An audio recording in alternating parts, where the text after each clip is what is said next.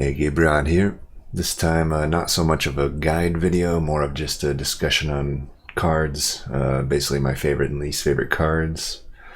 This is going to be heavily, a biased video, biased toward my own opinions and my own playstyle, so I wouldn't use it too much to evaluate cards necessarily. What I will say is I think you can pay more attention to my favorite cards because you can know that those are definitely good. I pick them basically the way I've chosen the favorites and the least favorites is the favorites. I'm pretty much almost always picking them. Like the pick rate is super high on them. And of course they result in a lot of wins. And then the least favorite is pretty much the opposite. It's like I basically never pick those cards or I just have a bone to pick with them in particular. Something like, well, I'm not going to give away anything yet, but yeah, I'll have chapters below to each card. We're going to do it in like a snake format, so I'll start out with Stygian, go all the way down to Hellhorned. That'll be on my favorite spells first, spells/minor units. Then I'll go to the least favorite, then we'll finish with banner units, kind of doing the same thing, start with favorite, then go to least favorite. So yeah, let's hit it here. So first one we got here is Ancient Synergy. I think it's a good one to start with. One of the most powerful spells in the game. It is like, I can't think of too many times I've ever skipped this spell. I would have to have like a really good reason to take another card. But anyway, it pretty much just deletes the front line. And if you have like any amount of spell weakness, it'll pretty much delete the entire floor. The fact that it's like striking 3 times is pretty insane with a pretty good amount of damage, especially if you have any. The thing about this is like it's a rare, so by the time you're typically getting it mid to late game, and you're going to have a lot of spells in your deck. If you're running any typical Stygian deck, at least the type I do, there's going to be a lot of spells, so you're looking at a lot of damage even without spell weakness. That's pretty much going to delete like a Gilded Wing just from the map.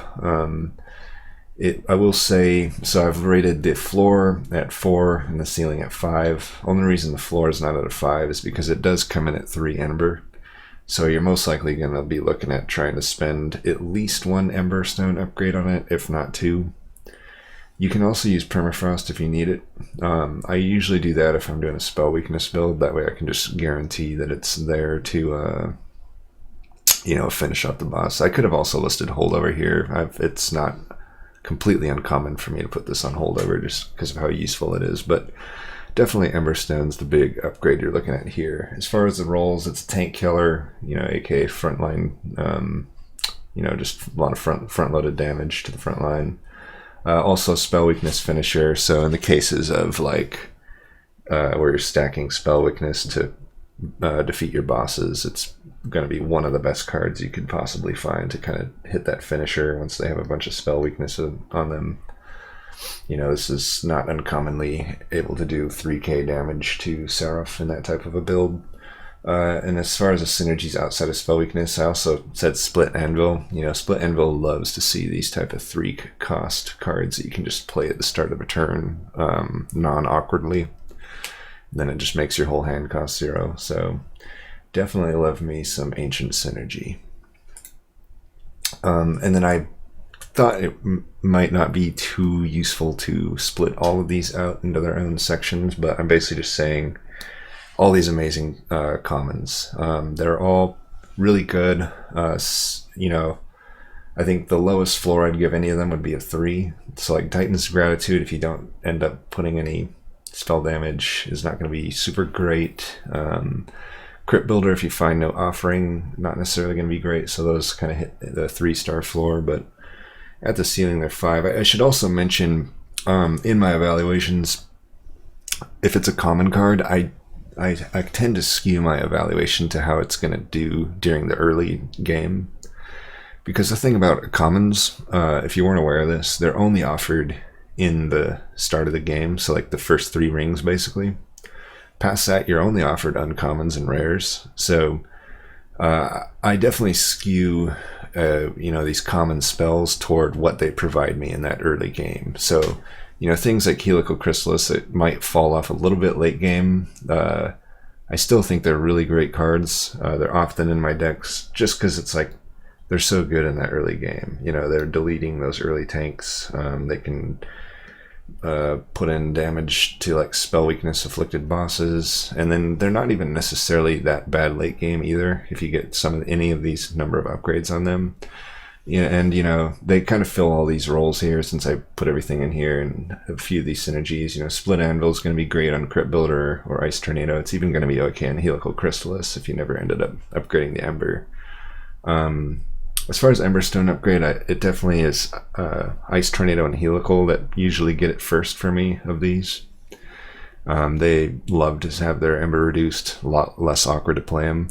I should also note Ice Tornado, even before the latest update that made it permafrost, it would have made this list for me. I was actually surprised it got a buff. I always thought it's a pretty good card. I mean, our early game, it's basically AoE. It's basically AoE at any point in the game, kind of like poor man's AoE, I guess, but that's not necessarily a bad thing. The thing that's nice about it is you're bound to hit an armor trial or two in any given run, and this card just doesn't care about those armor trials. It's still going to delete any of those backline units when it hits them. So I really like Ice Tornado for that.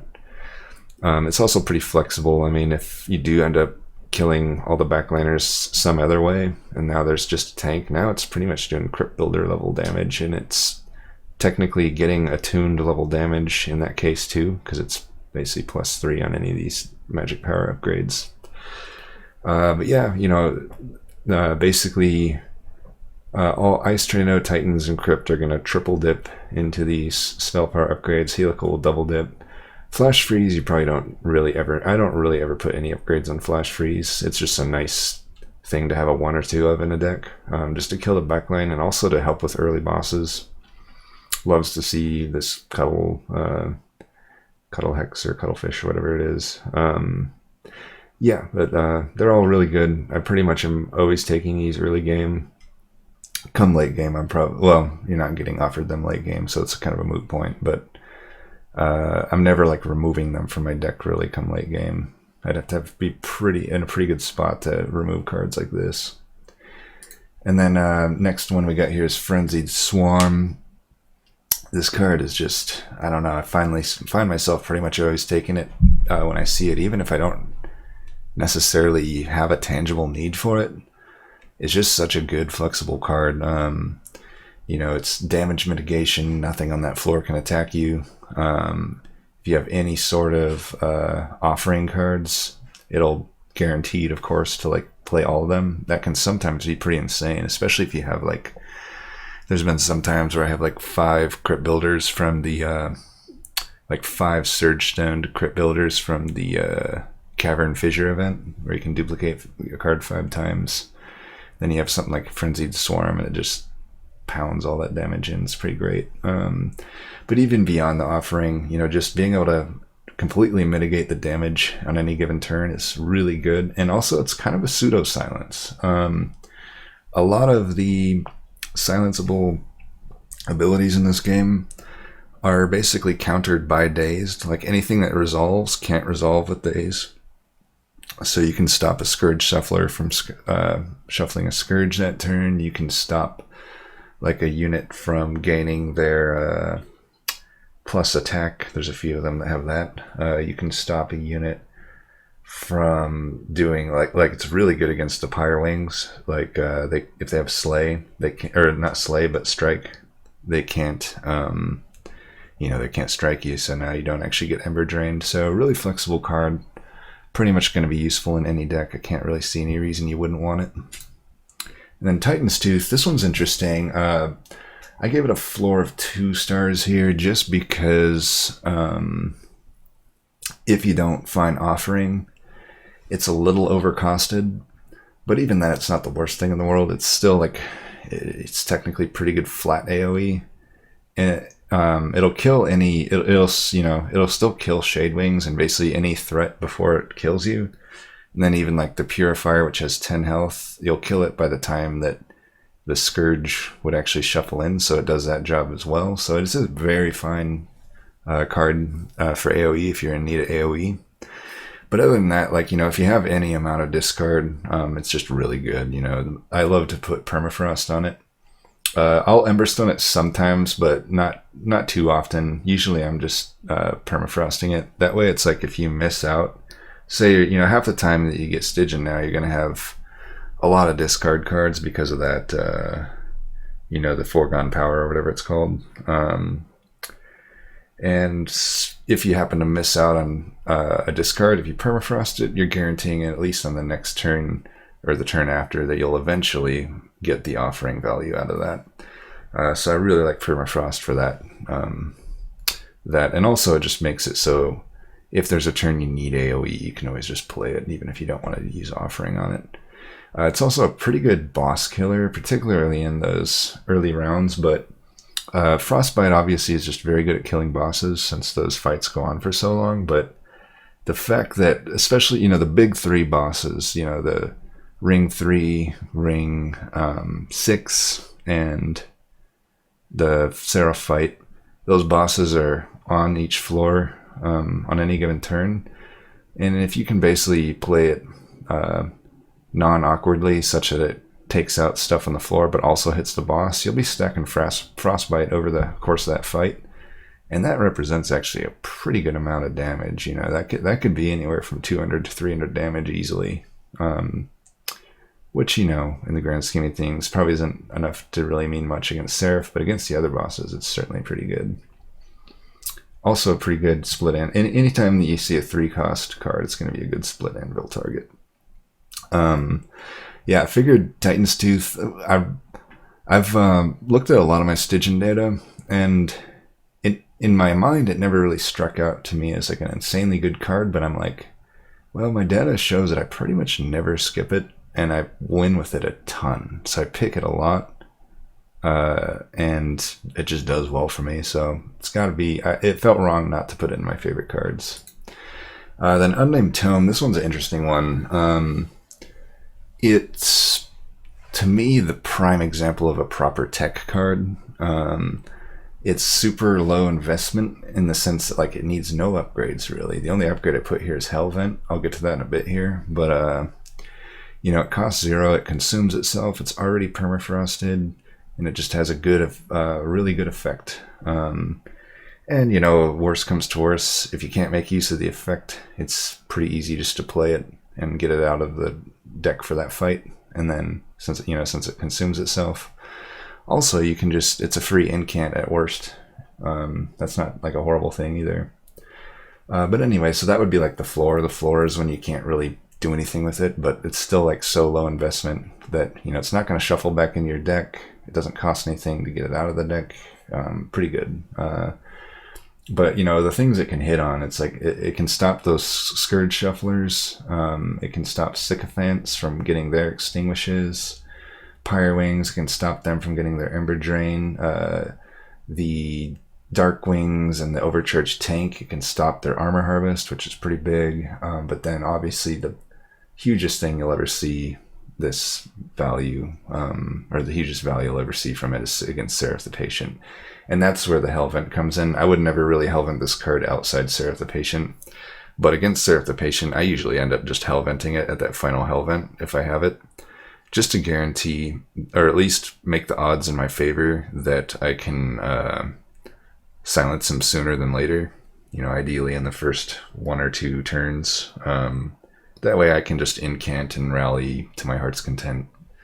Just a really good card. I'm almost never like just passing this up. It's so easy to include in a deck, and even against like Seraph the Diligent, you could even, since it's already permafrosted and 0 cost, it's like, even then it's pretty good because you can just have it sit in your hand and either use it to take out a Scourge, you know, a Purifier, take out one of their effects, or you can just use it if there's a turn where you don't have like good spell consume fodder, then you can just use it there.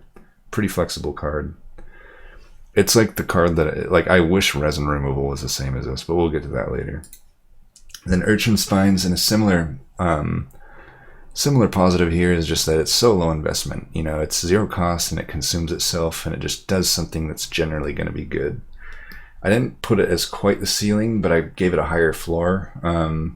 Because I can't think of too many Stygian decks where you're not going to be able to make use of the spell weakness. You know, it gives 2, so it's tripling the damage of a spell. And as we know, Stygian spells are just really high damage.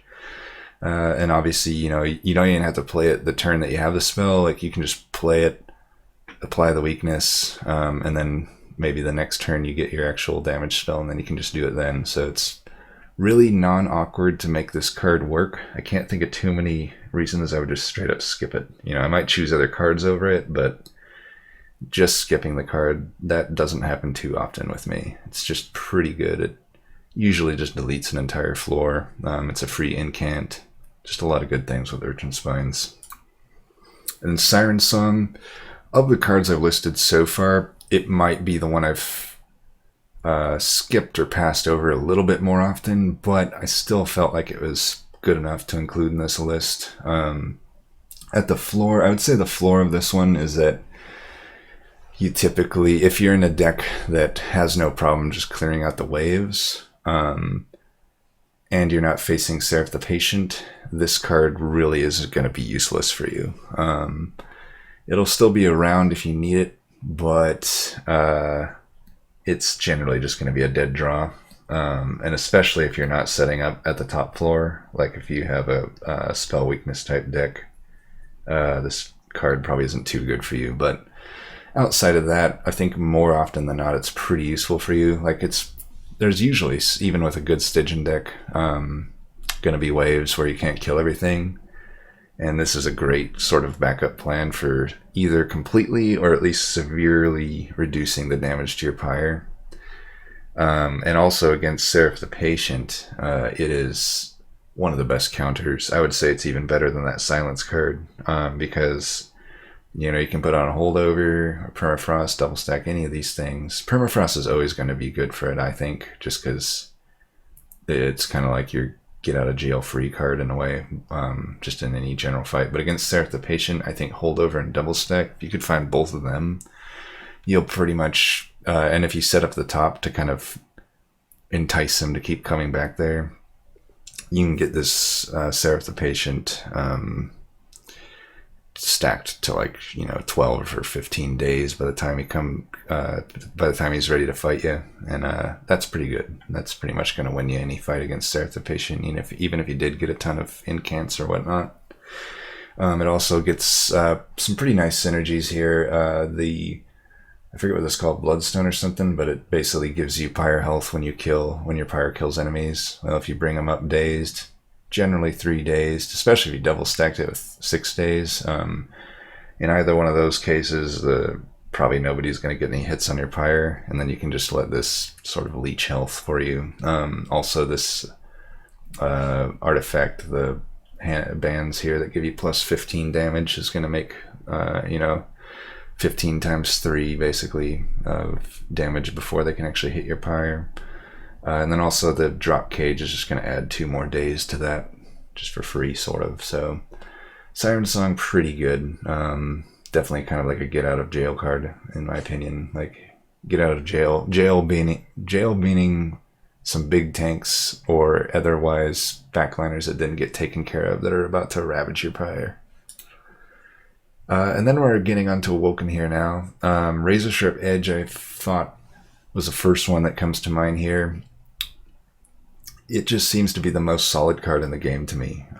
If I had to say what is the most solid card, like bread and butter, always going to be a good card, I'd have to say Razorsharp Edge.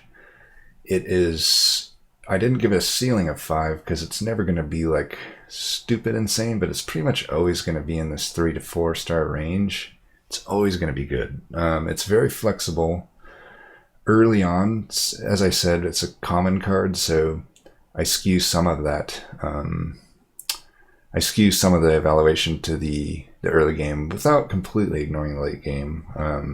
But, you know, early game, it's A-okay as a backline sniper. Doesn't care about armor trials, doesn't care about spell shield, doesn't care about damage shield, like in the case of like the plated dataless grenades. So it's actually really good offensively early game, and then Throughout the entire game, it'll still be very good as a damage scaling source. You know, Animus of Will and Razorsharp Edge are the match made in heaven here. So often it's just, you know, give Animus some health so that it can survive the -2 max health problem that Razorsharp Edge can provide. But generally on Animus of Will, at the very floor, you're giving it 30 damage per turn. And it's not uncommon to even give Animus maybe another extra multi-strike. In that case, it's like plus 40 damage each time you play it. That's pretty good scaling. There's faster scaling in the game, but I don't know, not for a common card really. Maybe Ritual of Battle, but this comes in at a 1 cost and doesn't hardly require any upgrades to really shine. I do like to make it 0 cost a lot of the time, and sometimes I'll put it on holdover. I should also mention it's a very good Hellhorned target, just in general. Having another one of these just gives you more consistency with your scaling. I would say against Seraph the Patient, especially, or not Seraph the Patient, but Seraph the Temperate, especially, putting it on holdover is a pretty good way to counter that sap. Because a sap is no joke, right? Like, you can definitely add that sap up over time, but if you're spamming every turn a Razorsharp Edge, you're definitely going to outpace that sap. And then synergies, I just said like multi-strike. Anything that double dips into the plus damage, double or triple dips, is going to be pretty legit with Razorsharp Edge. But even if you don't have a multi-striker, it's still, you know, 10 damage that's pretty easy to put on your dudes. Like, it's pretty common for me, even in like the first few rings, if I have a tank, say you have like a tank that doesn't really deal damage, like Guardian of the Unnamed or something, or even like the spiky Thorned Hollow, slapping this on them a few times will go a long way toward just letting them kill tanks or just kill the boss. So very, very flexible card, pretty much always going to be good. Then Preserve Thorns, another one that's pretty much always going to be good. I think at worst it's a bunch of damage and a bunch of draw. You basically draw a full hand the next turn. You know, if you have any other sort of like draw upgrades, or you played any other card draw turns that turn, you are definitely drawing a full hand. But anyway, you know, on top of drawing the full hand, it's going to give you 30 damage minimum if you have any sort of magic damage upgrades or these sting specific artifacts. It's going to be a ton of damage. And also, if you have any sort of incanters, it is huge incant gasoline. That's, you know, for 1 card, you're getting 4 stacks of incant. And, you know, it used to be 0 ember. Now it's 1, but all you have to do is spend an Emberstone upgrade to bring it back down to 0. I'd say still, even at 1, at the 1 cost that they nerfed it to, it's still one of the best cards in the game. Kind of shows how powerful it even was before, but I still think it's pretty much possibly the best card for Awoken. I don't know. I can't think of too many reasons I'd ever skip a Preserve Thorns unless I already had like 2 or something ridiculous like that. It's also a very good counter to Seraph the Diligent. You know, you can burn that consume the turn you play it, and then after those stings shuffle back in, they're going to be easy consume targets. You know, you could be Ember Drained, have 0, like doing like a Ember Drain build or whatnot, and still be able to play those stings and whatnot before the perils, stuff like that. So pretty good card overall, never going to be bad. Also a pretty decent Hellvent target, especially if you've already done the Emberstone upgrade. You know, having 2 or 3 of these in a deck is not a bad thing. That's pretty much making it so your first time through drawing through your deck, you're going to draw full hands quite often. So pretty good. And on that same note, Invigorating Solution, just another low investment card draw option. It'll draw you the same amount of cards as Preserve Thorns, and it actually has an advantage over it now in that it costs 0. You know, Preserve Thorns now costs 1, so I would still generally take Preserve Thorns over this, but I'd say their floor is about the same. If what you're looking for is card draw, which is what you normally are, this is just a really easy way to get that. I can't think of any reason you just wouldn't want Invigorating Solution in a deck. You know, it's a free way to draw a full hand the next turn. Not too many cards as good as this in the game, I'd say. And then Ensnare, keeping on with the low investment theme. It's just another card that you really don't need any upgrades for. It's draw neutral since it draws a card the next turn, which is pretty nice. You know, I don't think it's a card where I see it and it's never going to be insane. I could even argue the ceiling's maybe at a 3, between a 3 and a 4 here, but the floor is always going to be high. Like at the very least, it's not really taking up a card slot, and it's hard to really go over why that is, but it's like it only hurts you the very first turn you drew it, your first time cycling through your deck, and it only hurts you 1 card worth. So unless you needed one specific card on that turn, and that's the one card that you missed out on getting that turn, that's the only downside to actually just including this card in the deck. Otherwise, since you draw extra the next turn and every other time you play it, it actually has no like negative effect to include in your deck. That's why it's like draw neutral, super low investment. And that rooted effect, it took me a while to actually realize how good this card was. Like the rooted effect, just, you know, you can use it to stall, save yourself some pyre health, or just even save like your frontliner some health, like give an extra turn to find something, you know, defensive or offensive scaling. And also just, it's pretty good for like displacing units. You know, it's maybe there's like a sycophant or some sort of support unit that you just want to stop, or even like a shield unit. You can just stop them on either the mid or bottom floor, then everything else will kind of walk on up without the support of that unit. And also like against the bosses, it's basically just a 0 cost kill the unit card for the units that accompany a boss. You know, if you play it down there, any unit is just stuck on the floor, so when the boss goes up and destroys that floor, that unit just dies along with it. So pretty good card. Also easy like target for incants and whatnot. Yep. And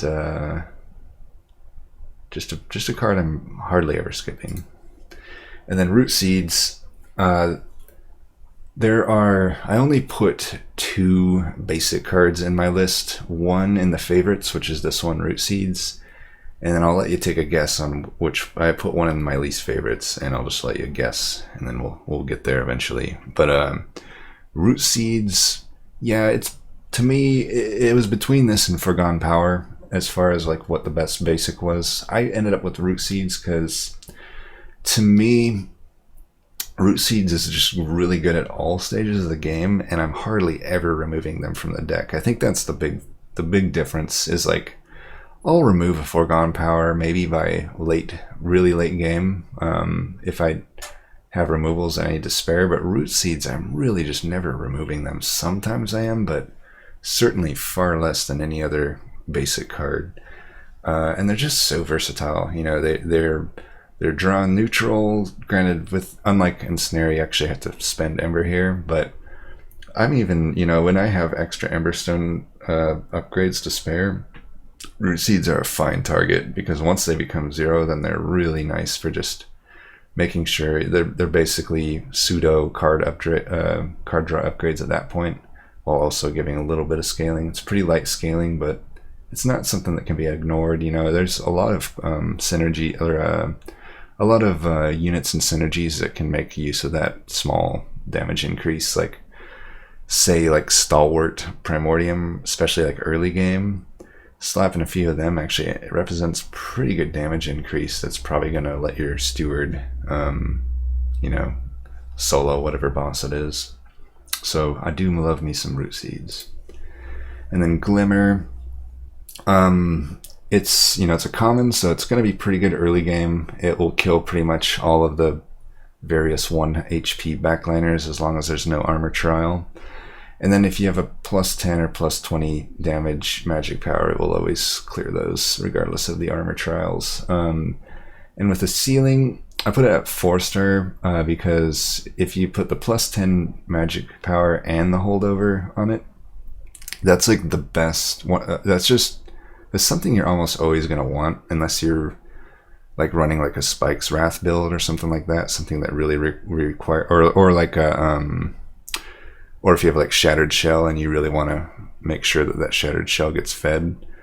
Those are really the only reason I wouldn't target like a +10 magic and holdover Glimmer. Otherwise, that's just such a good combo to have, especially if you're running against like Seraph the Temperate. If you see Seraph the Temperate in your future, getting the holdover solidified on this and then the +10 magic power means that you're pretty much never going to have to worry about the Shade Wings, which is one of the hugest problems with Seraph the Temperate, right? Like if you can't consistently kill the Shade Wings, doesn't matter how tanky your frontliner is, they're probably going to die or at least get damaged so much that Seraph can finish them off without dying. So Glimmer is just very good. But I did put a floor of 2 because if it's kind of like I said, like a deck that wants slays, then you don't really want to use Glimmer. And B, it does kind of need these plus damage upgrades to remain relevant come mid and late game. Very similar to like a Plink. You know, at 2 damage, it's really doing nothing at a certain point in the game. So you really definitely need to like put some plus damage there. I would hold out. I wouldn't put the Surge Stone on if you think you really need the holdover. Otherwise, Surge Stone is just fine to put on this thing. It's going to give you decent heal and decent damage the turn you play it.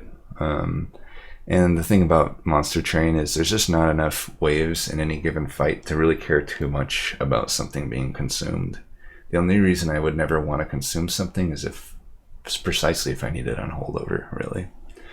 And then synergies, I did put Rejuvenate just because it's pretty non-awkward to get these Rejuvenate triggers. Because you're basically using it mainly as an offensive AoE, but then you get, you know, say you have a Sentient, Reju Sentient, or just one of the hollows on that same floor. That's a free Rejuvenate proc, essentially, so definitely a little bit of synergy there, but nothing too insane. And the heal's just kind of nice to have. Eventually when you get double tank waves, the heal is not gonna outscale that, but in a general sense, it will at least prevent like 1 tank's worth of hit. So the heal's like not something to completely ignore. Definitely a card that I love to see. And then Wildwood Sap. This one definitely falls into the gets a really good evaluation for its early game consistency of what it provides. I did give it a floor of 2 because there are a lot of runs where it ends up becoming pretty much not a part of your game plan at all.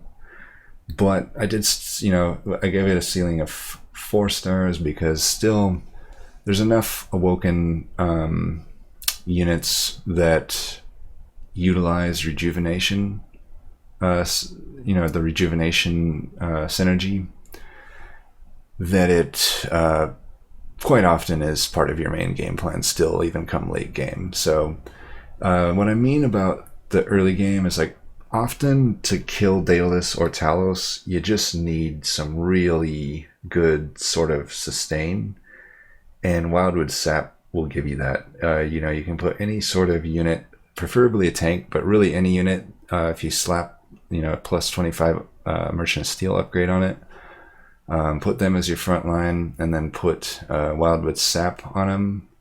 Also, it's a great Hellvent target. It's one of the only great, in my opinion, Eternal Stone targets where you remove the consume, and then a really great double stack target. If you have any of these 3 things, and I would do an Emberstone upgrade if you got either of these, because it's a little not worth it to play at 2 Ember, but at 1 Ember it's definitely worth it. If you get any of these upgrades, that'll usually be enough to get you that 10 regen mark, and once you have 10 regen, as long as you have any decent damage to combo with it, you're going to be able to take on Daedalus and Talos no problem.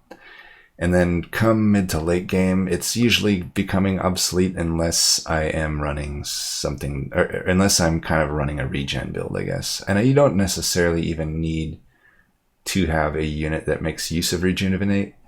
I guess you just have to have a strategy. Like you probably need either another Hellvent on one of these things. You need to not be facing Seraph the Chaste, and maybe you have like a Wake or something to combo with it. You know, something that makes regen. Or maybe you just have the basic instead of Rootseeds. Maybe you have the basic Restore card. In that case, it's a lot easier to keep the regen up.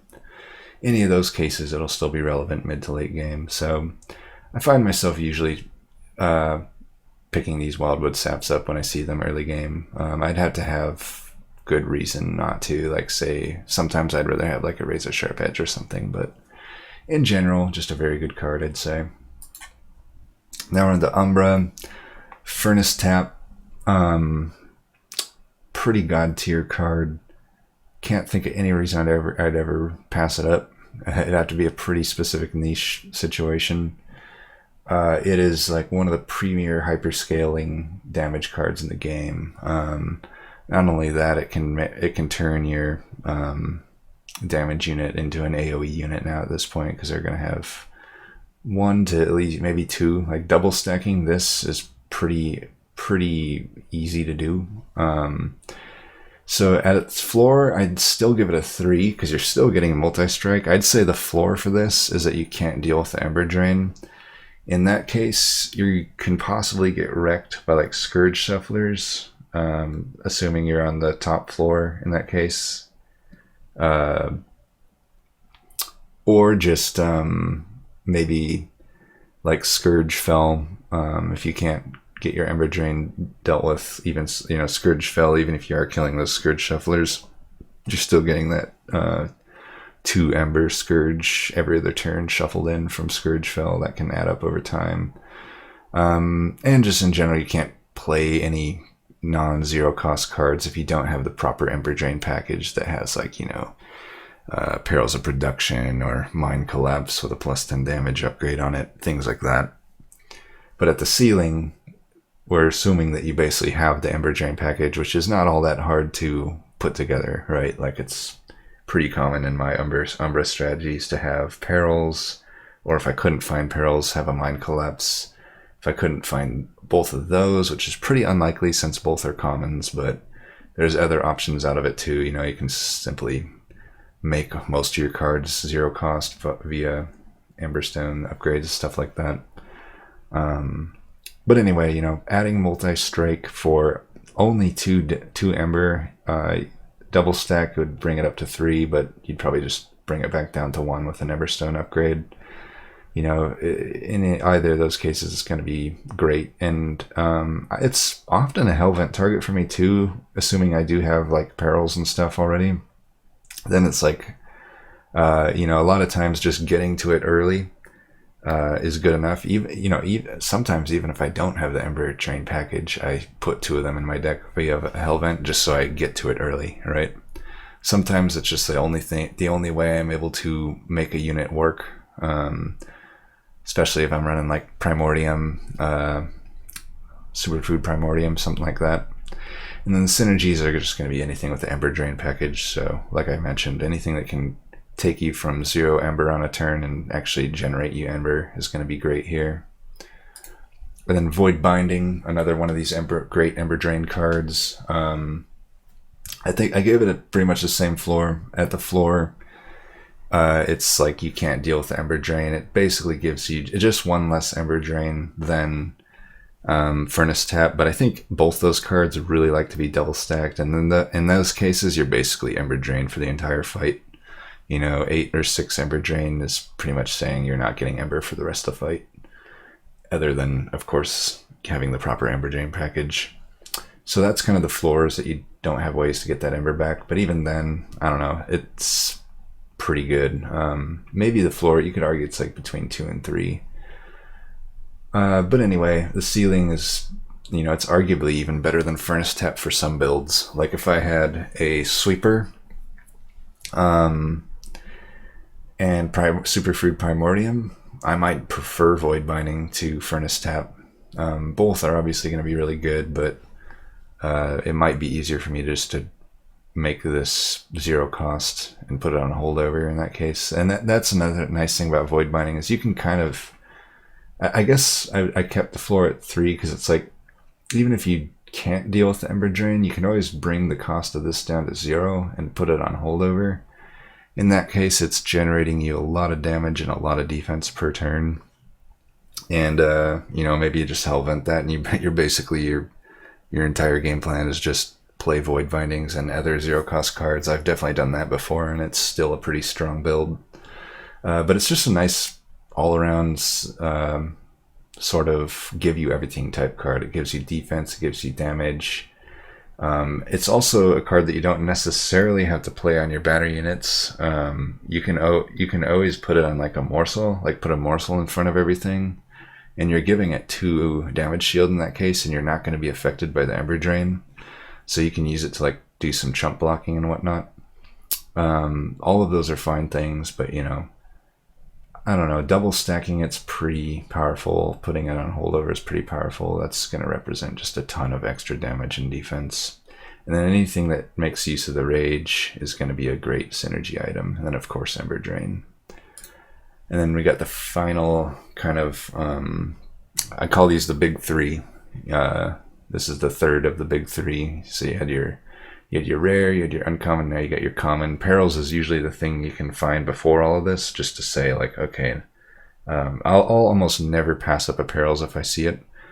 Even if I don't end up going Ember Drain, it's still like not bad to have in your deck. So the floor is at 3-star. That's basically that you never ended up with Void Bindings or Furnace Tap, or even a Mortal Trade to a certain degree.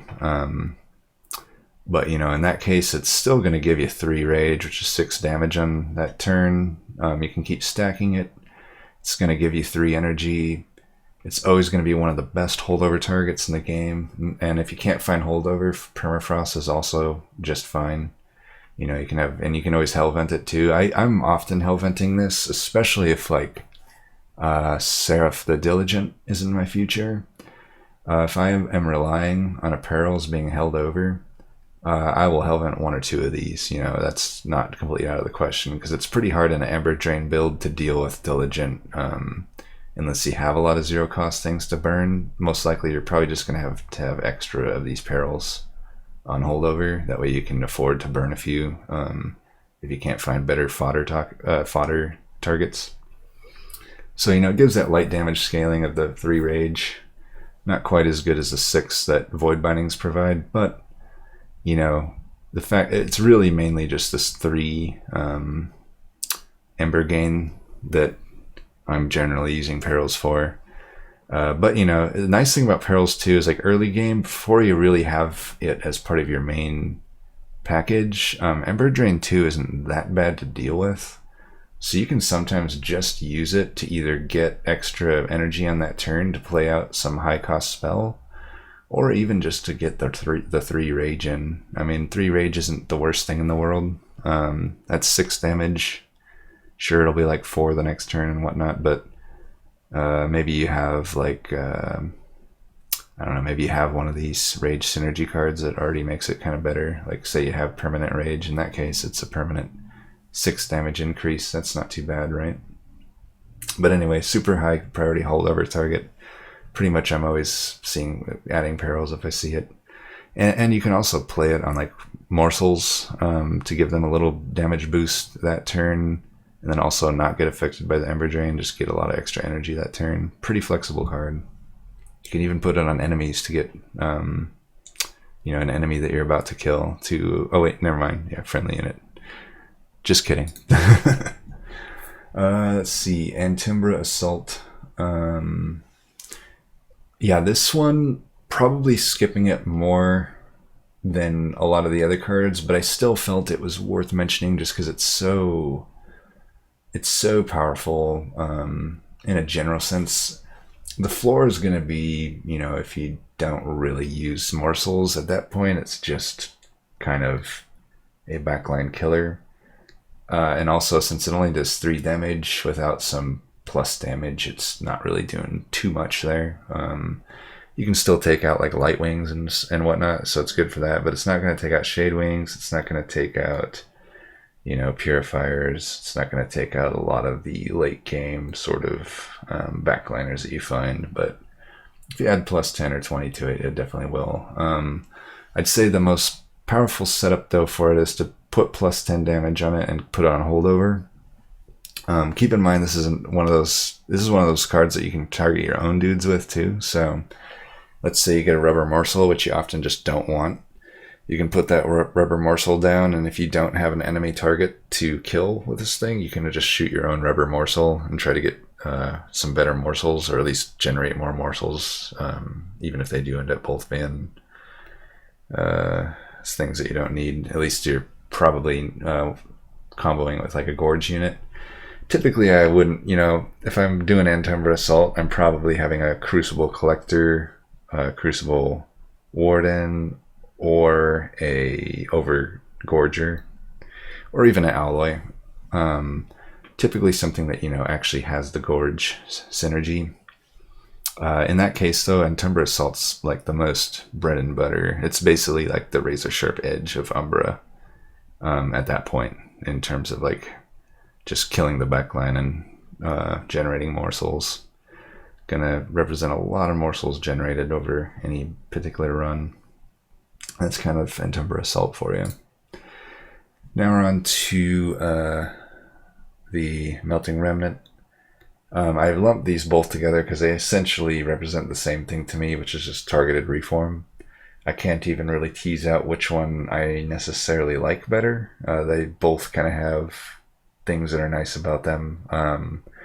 But, you know, at the floor, every now and then you add them and it's like, I didn't really, especially with Little Fade now. I would say with like classic Melting Remnant, I would never put the floor at 2 stars here.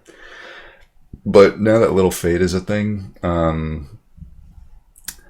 you're already starting out with random reform basics in that case. And if you're keeping your reform pool clean, you don't necessarily need these, though I think you still want them. But there's definitely situations that arise where like you just don't end up actually needing these cards, and that's kind of a 2-star floor that I kind of evaluated there. But at the ceiling, they're just pretty much carrying your run. They're basically what your entire strategy is going to center around, which is basically reform units as much as possible. It's one of my highest holdover targets for sure, like either one of them, and you definitely want to take their Ember down in either one of those cases.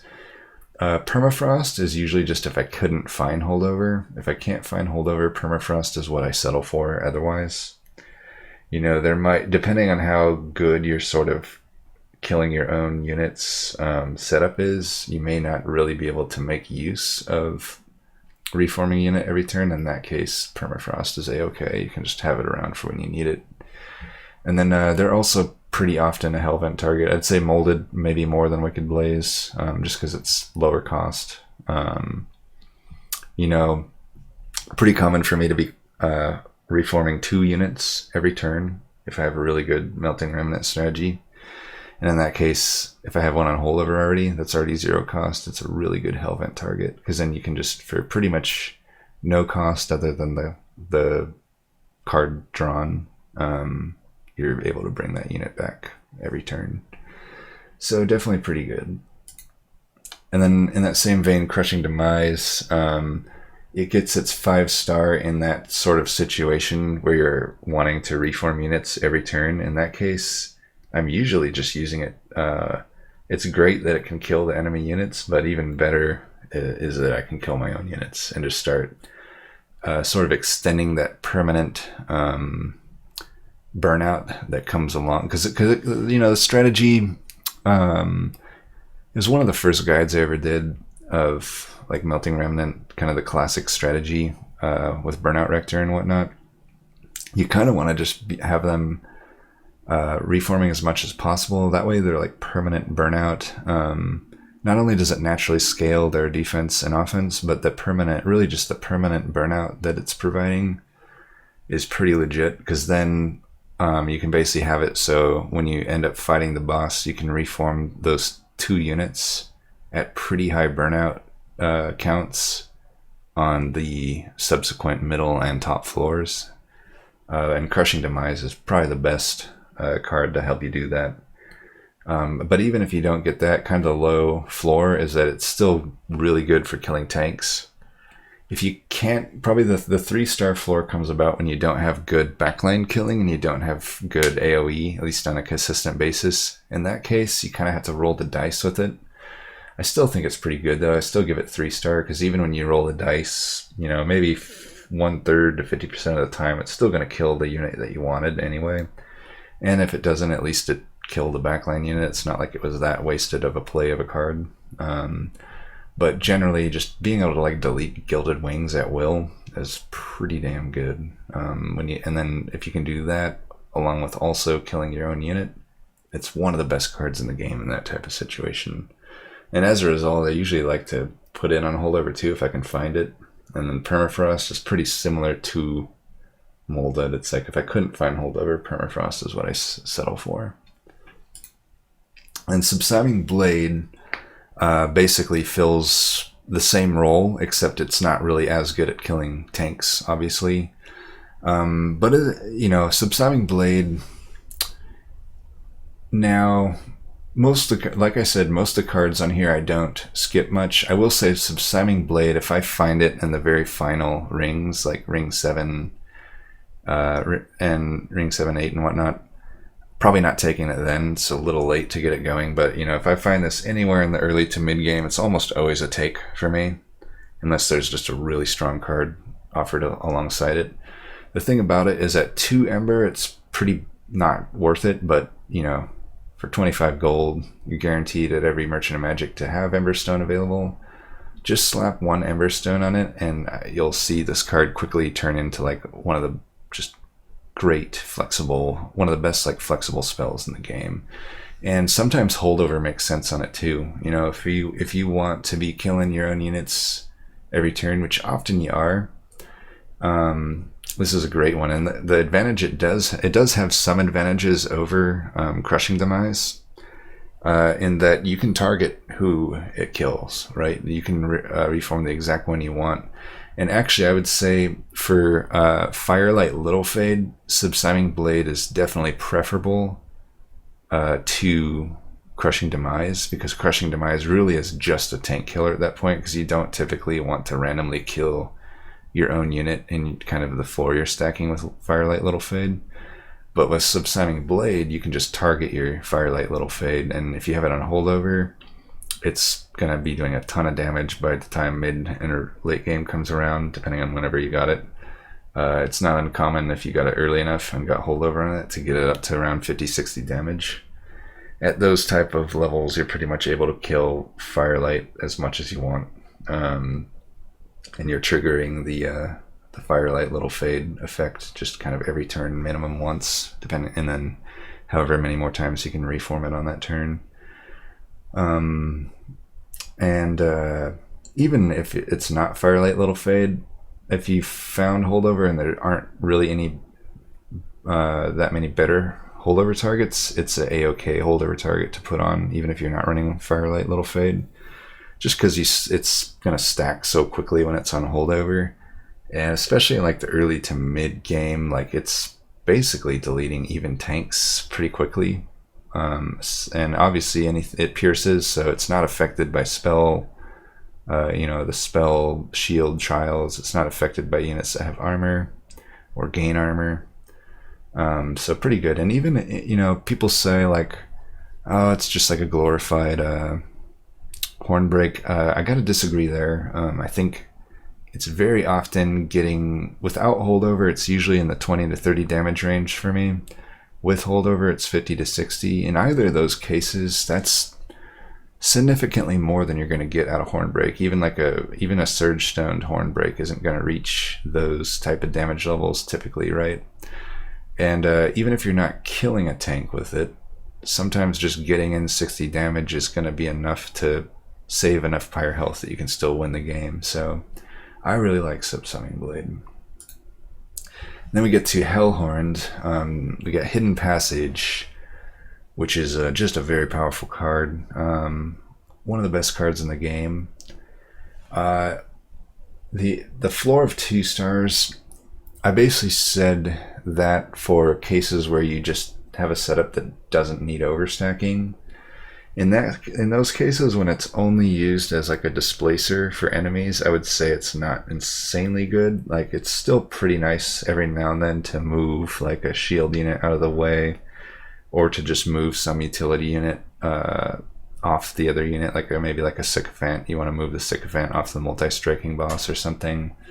So, you know, still okay, not 1 star or anything, but definitely the ceiling is when you can overstack your floor. That's, to me, the prime, well, kind of 2 things. Overstacking the floor is going to be the most common, and actually I would say I've kind of done this a few times. It's actually an incredible counter to Seraph the Patient as well, if you have it on holdover. So if you weren't aware of the overstacking, most people I feel are, but just to make sure any newbie players that don't know, you can basically plan on setting all your units up on the top or middle floor, typically the top, but sometimes the middle. We'll get to that in the case of Seraph the Patient. But and then, you know, you can just play units below and then ascend them up, and it doesn't matter what your pip space limit was on that floor, as long as you don't hit the 7 unit limit.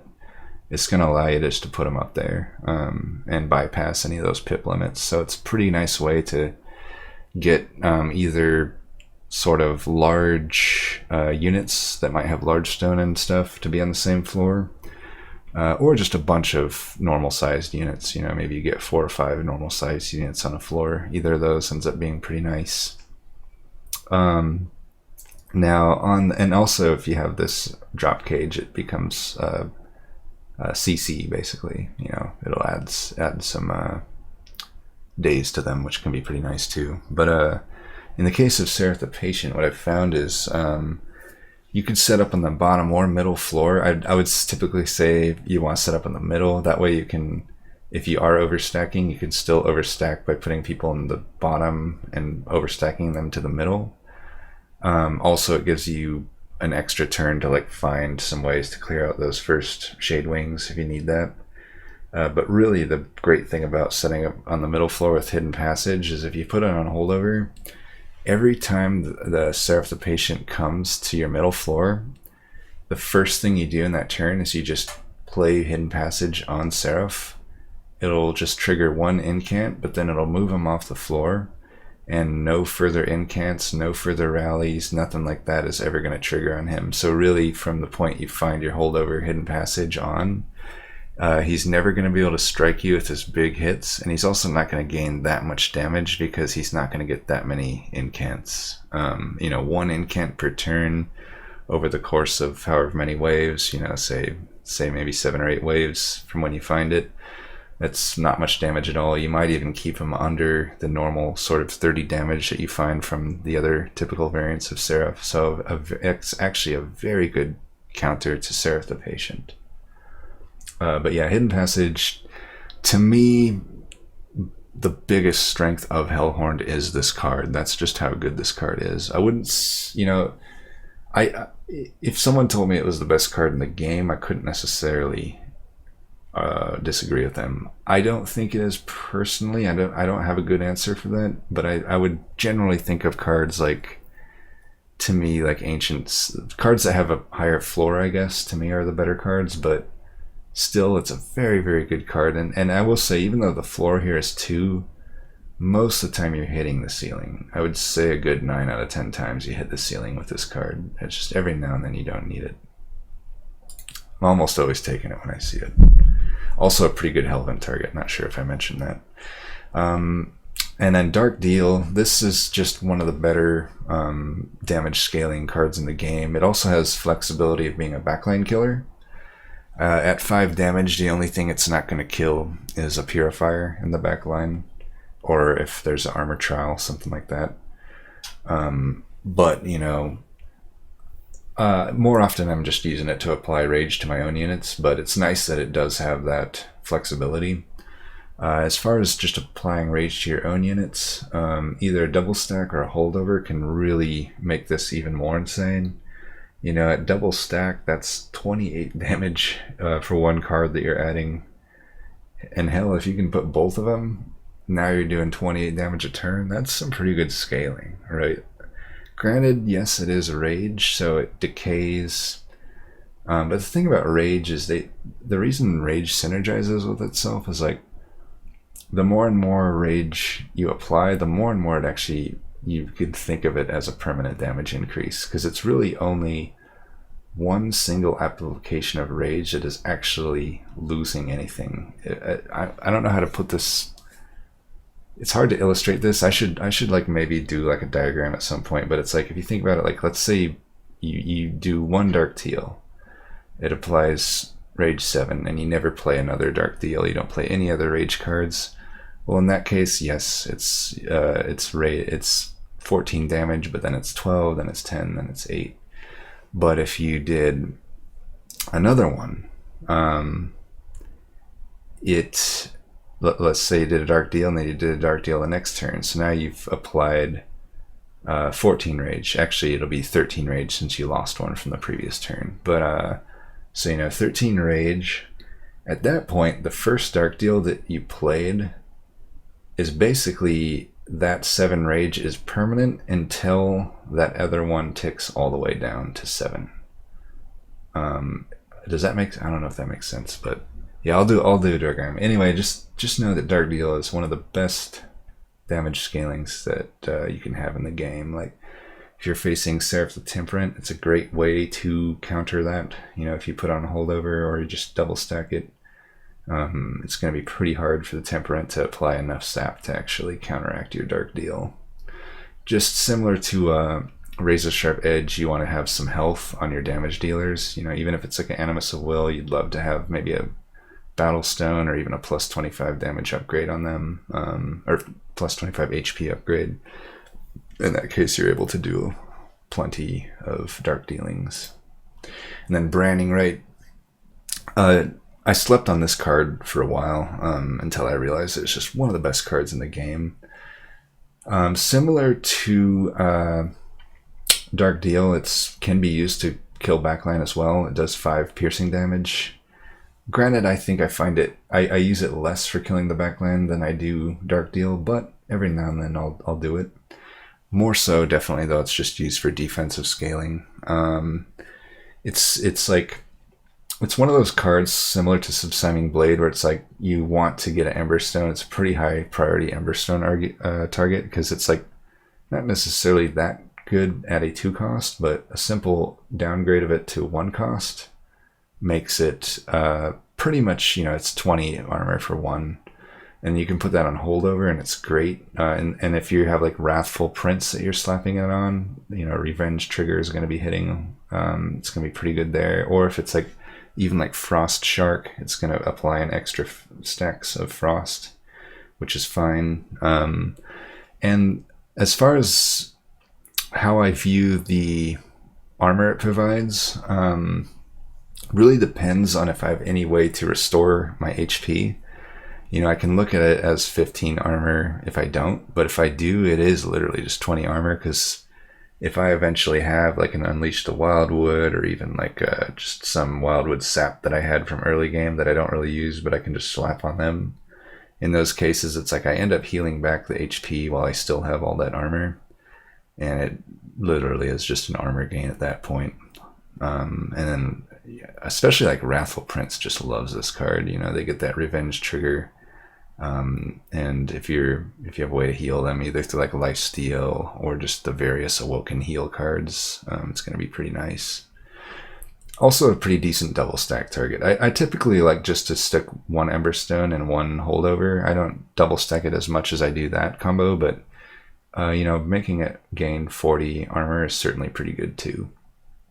Never going to be that bad, so I give it a 3-star floor, but at its ceiling, it just provides some of the best defensive scaling in the game.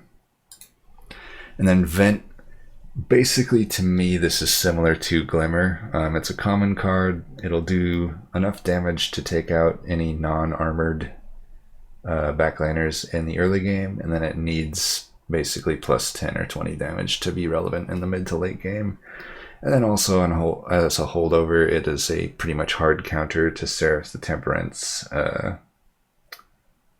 high damage backliners, the Shade Wings. So pretty good AoE. Oh, and I don't know if I mentioned this before too, but like Split Anvil works great with X cost cards. It'll basically, whatever, if you play it at the start of the turn, you have 3 or 4 Ember, it'll count it as that and then just reduce everything that was below that. So if you make it like your first card played in a turn, it'll basically reduce everything else. And then of course just the X cost synergy is going to be good there. And then Inferno, I find myself, I do skip this probably more than a lot of the other cards I've listed here, but I figure it was a good enough card that I still list it in my favorites. It is a floor though, that I give it a floor of 1 star because there have been some runs that it just doesn't make sense for this to be in my deck. And usually those are either one of 2 reasons. I'd say the most common reason is that I just don't have the extra Ember to justify making Inferno, like fitting in a spot for Inferno.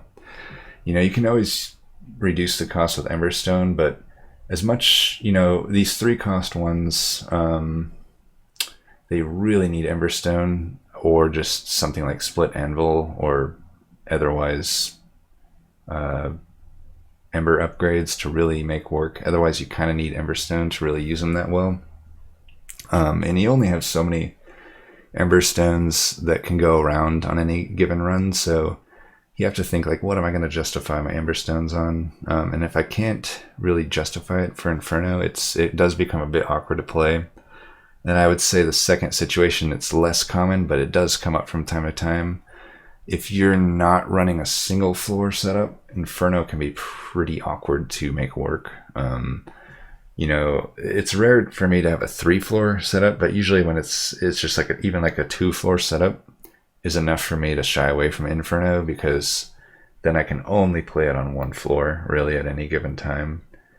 And that makes it significantly less good of a card. But when you are only setting up on 1 floor, which is pretty common in my strategies, especially with Hellhorn, since I'm usually overstacking with either Hidden Passage or even like Tireless Climb. In those cases, I have 2 free floors where I can just delete everything with Inferno, and in those cases, it just shines. I give it a 5-star ceiling in those cases. Well, I'd say it's like 4. I would say it's 5 when you're running Spell Weakness. So when you're doing something where you set up on the middle, or at the bottom, sometimes the middle, but usually the bottom floor, and sort of applying a bunch of Spell Weakness with Icy Siliphyte or, Sweeper Tethys. In those cases, you could even put Inferno on like Holdover, but at least Permafrost. I find Permafrost is typically the one you want in Inferno, just so it's there when you need it.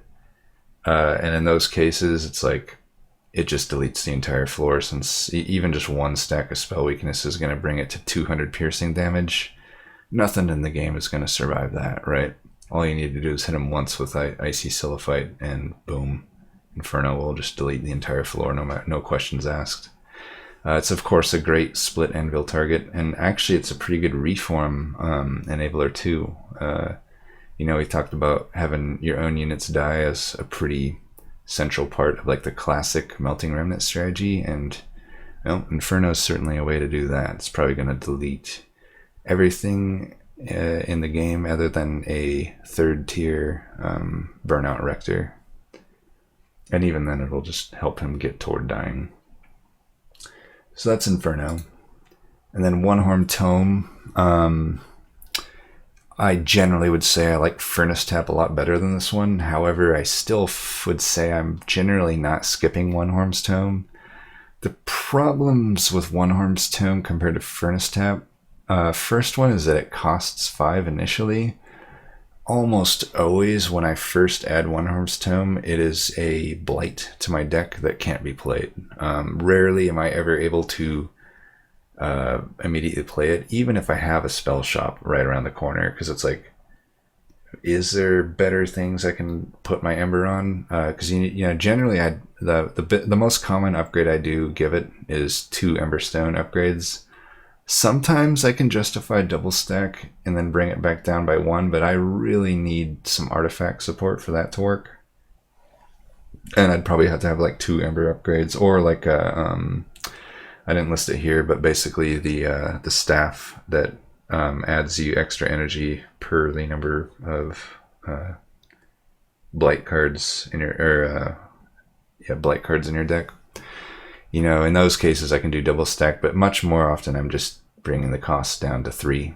If I can bring it down to 3, I don't need any extra Ember upgrades, or even if I have extra upgrades, I can play it along with something else, and then it's less awkward to play. And then on top of that, it has the Fragile, which to me is harder to deal with than Ember Drain. That means now generally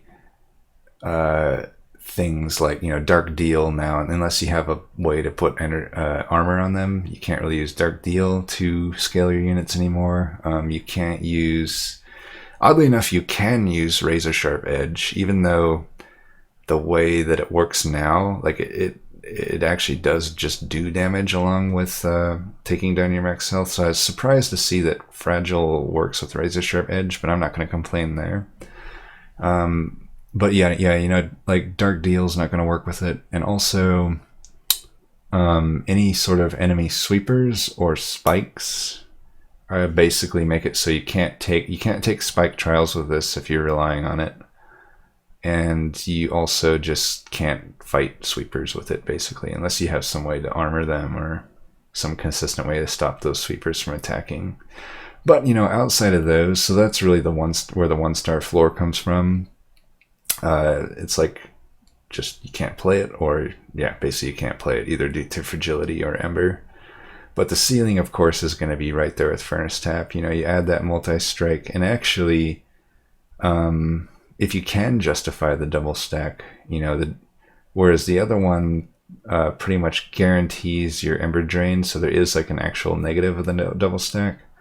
Double stack here doesn't actually have any negative, other than the fact that it adds an Ember. Because Fragile obviously only is going to be a negative thing to you once, so it's not like it's double stacking that or anything. But yeah, Onehorn's Tome often just getting added to decks. Who doesn't like multi-strike, right? Now we're getting to the clan list cards here. Only a few I'm going to list here, but Petrified Skull. This is also another card where if somebody, I could argue this is the best card in the game, maybe. It literally just deletes a unit for 0 Ember. And sure, I still listed the floor at 5. Like, I was like debating putting it at 4 or 3, just in the cases where you have to actually purge it. So if you weren't aware, there's this Hope for Peace artifact.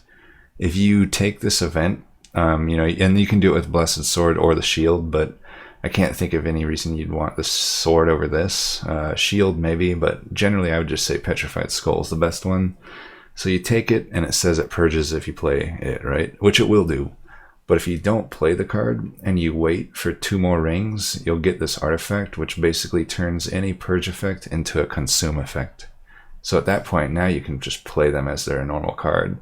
And, you know, this upgrade that I normally just am not taking in any cards, the Eternal Stone. Eternal Stone becomes a god tier upgrade on this, because now you can do that, and it's not even consuming itself. You could even put it on holdover at that point, and you're literally just every turn able to delete a unit from the game, as long as it's not a boss. So, you know, Gilded Wings, just, you know, bye. And then you can Hellvent them too. I even Hellvent them while they're still in the purge form, because they're gonna, even if it's essentially adding another blight to my deck at that point, usually that's gonna be like, what, rings 4 or so, rings 4 or 5. I just generally don't need to play my Petrified Skulls at that point. Sometimes I do, and then at that case though, I still think it's a 5-star play. To me, it's like, who cares if you purged it? If I absolutely needed to play it, well, guess what? That means that was absolutely the card that I needed to get me through the game. And in that case, if it was absolutely the card that got me through the game, to me, that's still a 5-star play.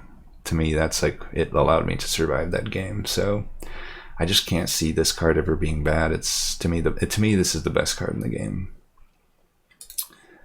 And then another one is Trap Chute. This event is interesting because I used to take Steel Pulley a little more often, because Steel Pulley is also a great card, but I've come I've come to just basically always take Trap Chute now.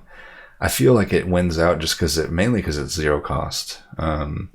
You know, the 2 cost requires some investment to make it work, but a 0 cost self-consuming card it's just so low investment. It's like, why not put this into your deck? And so the floor is really just 3, you know, it's just, the floor is, I guess it's just in your deck kind of doing things here and there, not really having a specific purpose.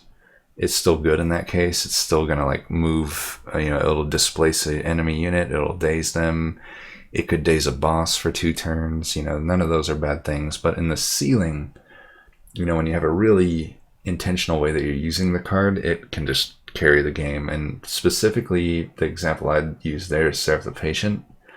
You know, it's another great Eternal Stone target. If you can put Eternal Stone on it and Holdover, you can basically guarantee Seraph the Patient, you know, say you set up on the top or the middle, ideally the top probably, he'll keep coming back up to you, and since it's on a Holdover and Eternal Stone, you can just play it at the start of the turn, similar to like what I talked about with Hidden Passage. And not only will it move him off so there's no more incants and rallies and stuff, but also it starts stacking days, so then by the time you actually fight the fight, not only is he going to have pretty much no attack damage because his incants didn't like trigger, he's also going to have a significant amount of days on him, which pretty much makes it one of the best hard counters to Seraph the Patient in the game. And the fact that it's clanless means you can make it work with any clan, right? It could just be that Hail Mary that you need. So definitely at the ceiling, it's pretty damn good. And even outside the Seraph the Patient situation, you can like permafrost it and double stack it. In that case, it's like 4 dazed that you apply to the boss whenever you end up fighting them, which is pretty damn versatile. I mean, if let's say pretty much every boss, that's going to be huge against, especially like some of the bosses, like the stealth boss, for example, that's like eating up pretty much most of the stealth stacks, and at that point it's just a super understated boss that you can crush at that point. Also, if you have this iron drop cage, it's going to add an additional 2 dazed, so, or is it 3? 2 or 3, either way, it's enough that it's going to just make it at least double as good, basically double stack it. So Trap Chute, pretty good. Oh, also, it's I mentioned it, but you could technically overstack with it. I'm rarely doing it for that, but it's not out of the question that I do it sometimes when when I set up at the bottom floor. You know, similar to like Hidden Passage, you can set up, you can overstack the bottom floor as well with a card like Trap Chute. And then now we're getting to the bad cards, my least favorite. So before the latest patch, Bone Shine would have been here too. However, they made a pretty good change to Bone Shine. You know, along with just making the X cost, it does 5 now, 5x to healing to your pyre. The fact that it purges itself, I think, makes it super worth it. You know, if I made this video a month from now, maybe I'd even have Bone Shine in my favorite cards list, because I foresee myself taking it pretty often now, just because it's, again, such a low investment card. But Bone Rattler, on the other hand, still sucks. Nope, sorry. Hopefully that wasn't too loud. You know, who cares if I give all this extra damage to my pyre? It just sucks. Like, it's not worth it. So the floor and ceiling are both 1 star. Basically, the only role this card has is to like take it once so you can get the win with it in your deck and get a gold border on it. That's pretty much it. Synergies, you know, I guess technically it would work as a split anvil enabler, even though it consumes itself, so maybe you'd have to slap like an Eternal Stone to really take advantage of that. And then I guess technically it's a synergy to get extra X cost, but again, it's like adding damage to your pyre. It's not enough to ever make like pyre damage your strategy. Like just letting things come to your pyre to kill them. Like, that's just, I don't know. It's I don't foresee Bone Rattler ever being something I pick. And then Spike the Hellhorned. I don't know. I just don't get this card. It's, to me, just horrible. The ratios here are just so bad. Like only 2 rage and 2 armor per ember. Like I gave it a ceiling of 3 because like I guess there does exist some archetype that can like get 20 to 30 ember in a turn and then actually make use of this card. I guess in that case it could be okay, but that just seems so rare to me that almost always it's just a 1-star. To me it's like, it's such a low impact card that it just isn't worth putting in any deck. You know, it has all these synergies that you could make work with it. Like I just put Ember here for the symbolization of like if I could somehow get 20 Ember in a turn, then maybe the numbers work out. But you know, it has a Rage. Technically, it's a split Anvil enabler. Technically, it's better with this X cost scrolls artifact. Technically, with Rage artifacts, it would be better. I guess I could have listed the armor artifact too, but I don't know. Even then, I don't know if it's really even worth listing there. I don't think this card is just ever worth taking, in my opinion.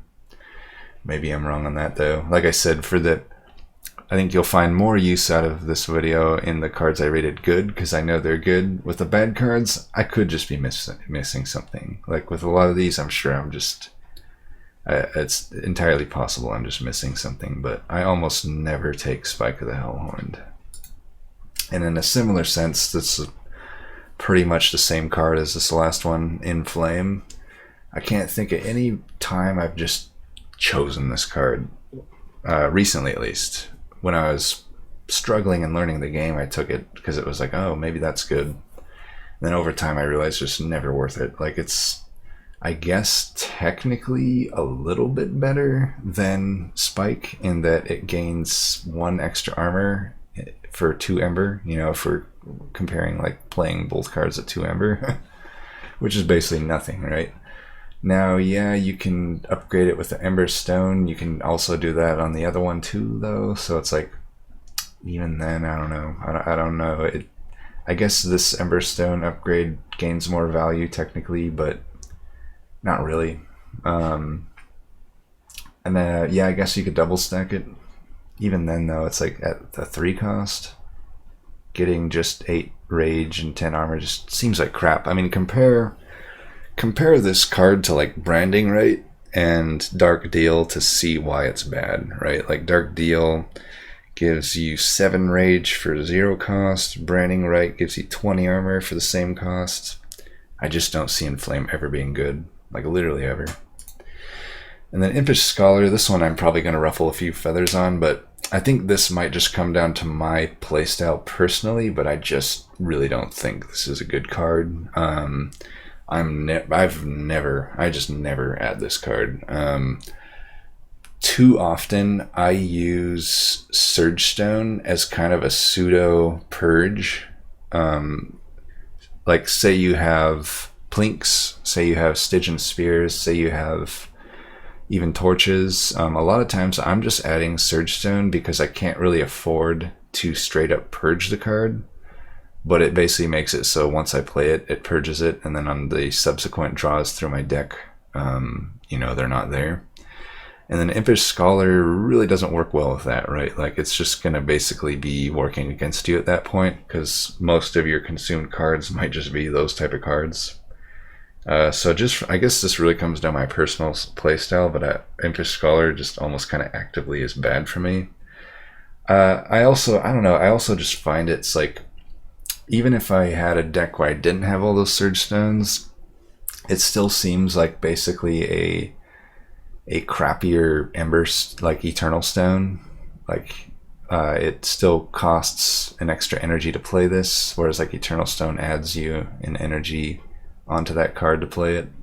But this takes an extra card draw to do that, and then you have to just if that consumed card has an Ember cost, you still have to like replay that Ember cost. So to me it just seems like a worse Eternal Stone, like a worse consumption removal upgrade, which is already to me an upgrade that is almost never worth it to me in the first place anyway. So I don't know. I don't really like Impish Scholar. And then I just sort of listed out some of these Imp Synergy cards here. Mainly because, like, I don't know, they're going to be okay when you do the exiled version of Hellhorn, but mainly I just don't like them when I'm not exiled Hellhorned. In those cases, like, I'm never adding enough imps to my deck to really ever make these cards worth it.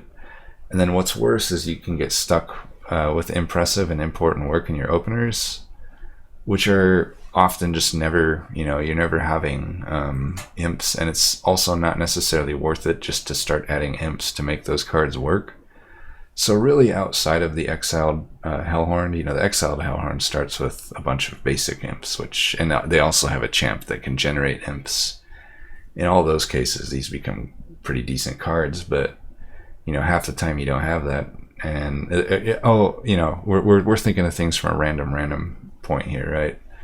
And in those cases, I don't know, I just find these are pretty much never ever worth adding to your deck, and it's one of the reasons I guess I don't like Hellhorn that much as a clan, is because they have a lot of just situations like this where it's like these cards just never are going to make their way into my deck, so they're just wasted card slots in card reward screens. But in those half the times when you can actually make the synergy work, I guess they're okay.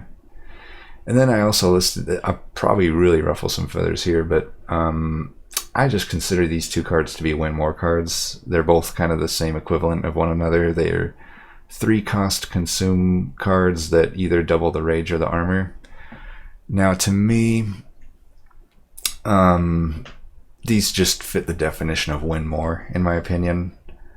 If you're generating enough rage or armor for these to actually make a big impact, to me, it's like, I can't think of too many situations. I've certainly never encountered too many situations where I was like, oh, this is going to be what I need. Usually it's like if you had any sort of rage generation, it's already good enough probably to just win the game. Same with armor. Like if you have a Brainding Rite on holdover, you probably don't need reinforce on top of that, right? If you have a Dark Deal on holdover, or even like a 1-cost Ritual of Battle or 2-cost on holdover, you don't need Last Stand to get a bunch of rage. And even like in the case of, say, Serve the Chaste, your rage is getting halved all the time. Doubling it for 3-cost is just sort of delaying the inevitable. You'd probably be better off just using a Dark Deal over this in a lot of cases. So I don't know. I find them to be kind of win more cards, where it's like if I have enough that the actual doubling of it to be efficient at a 3-cost makes sense, I probably just didn't need to play these cards.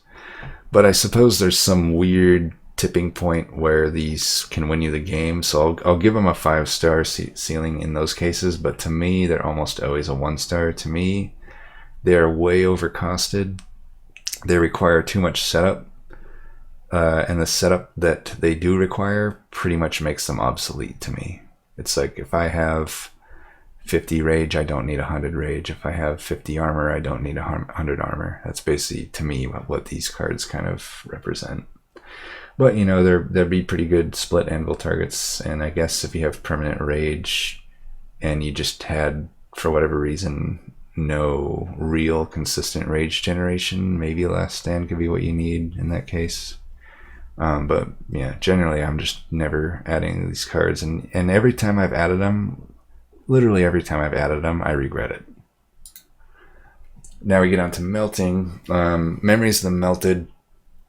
I just don't think this card makes much sense. This is a card. So the thing you got to realize about Melting Remnant, they only have 1 X cost card, and it's their Spike, and all it does is some pretty mild damage scaling. Granted,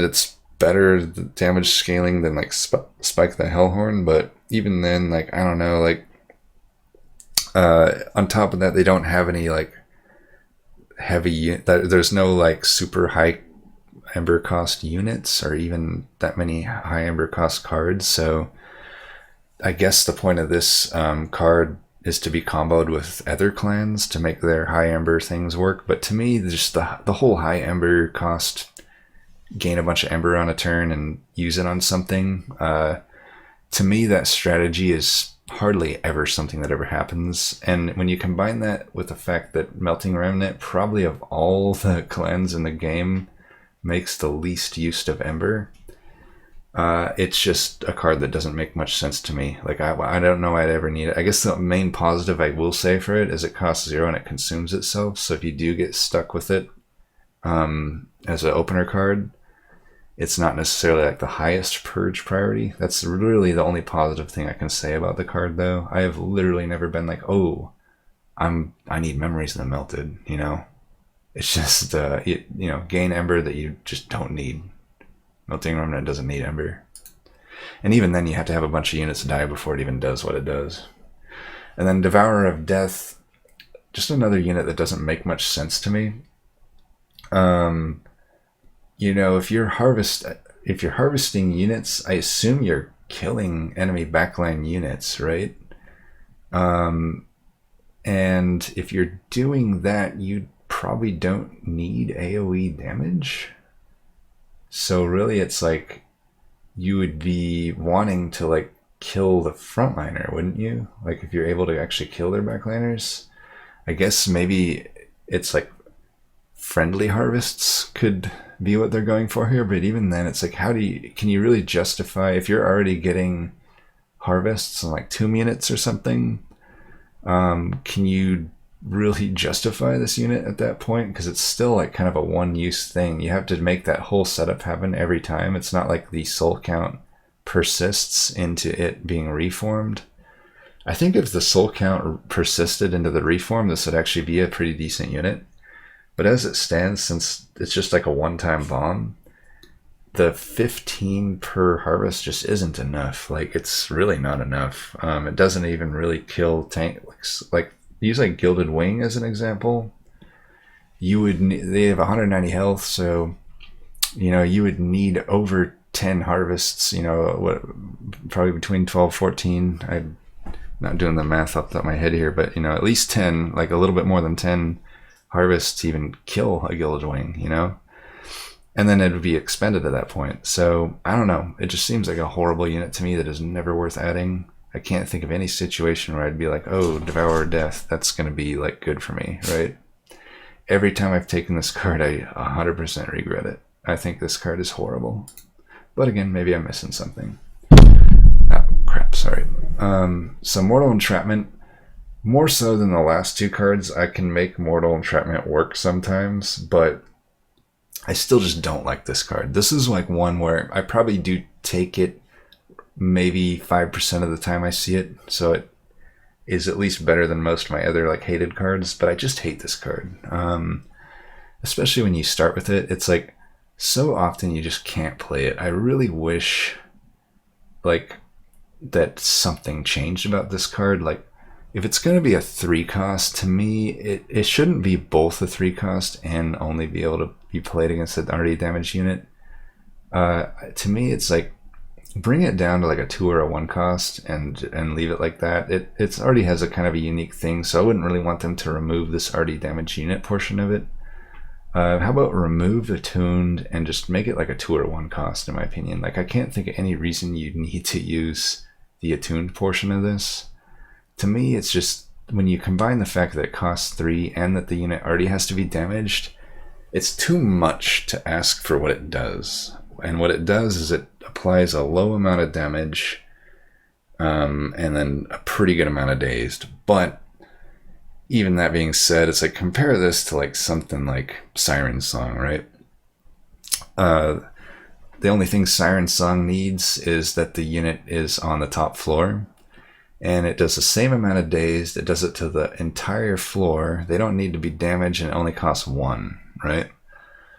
So, I don't know. And yeah, granted, Siren Song doesn't actually apply damage, but to me, that's Mortal Entrapment. Nothing really about it is the fact that it dealing damage. You could remove all that, personally, in my opinion. But yeah, I don't know. The thing is, though, every now and then, like I said, 5% of the time I do end up taking it, because technically, like, it can be a good boss killer if you permafrost it. It's decent amount of dazed. Maybe you can throw an Ember Stone on it on top. Or you could just double stack it, then you get 6 dazed. That's pretty good. Then also against Seraph the Patient, it's a pretty good counter. Granted, I don't think Melting Remnant really struggles with Patient as much as a lot of the other clans do, because the melee weakness doesn't matter too much when you're just reforming units a lot. But that being said, maybe you just aren't leaning into Melting Remnant on a given run, and Mortal Entrapment becomes a pretty good counter to Seraph the Patient at that point. You know, just stacking dazed over and over and over again. And then I know I'll ruffle some feathers with this one. So I kind of used my Unnamed Tome as my example of like the good tech card.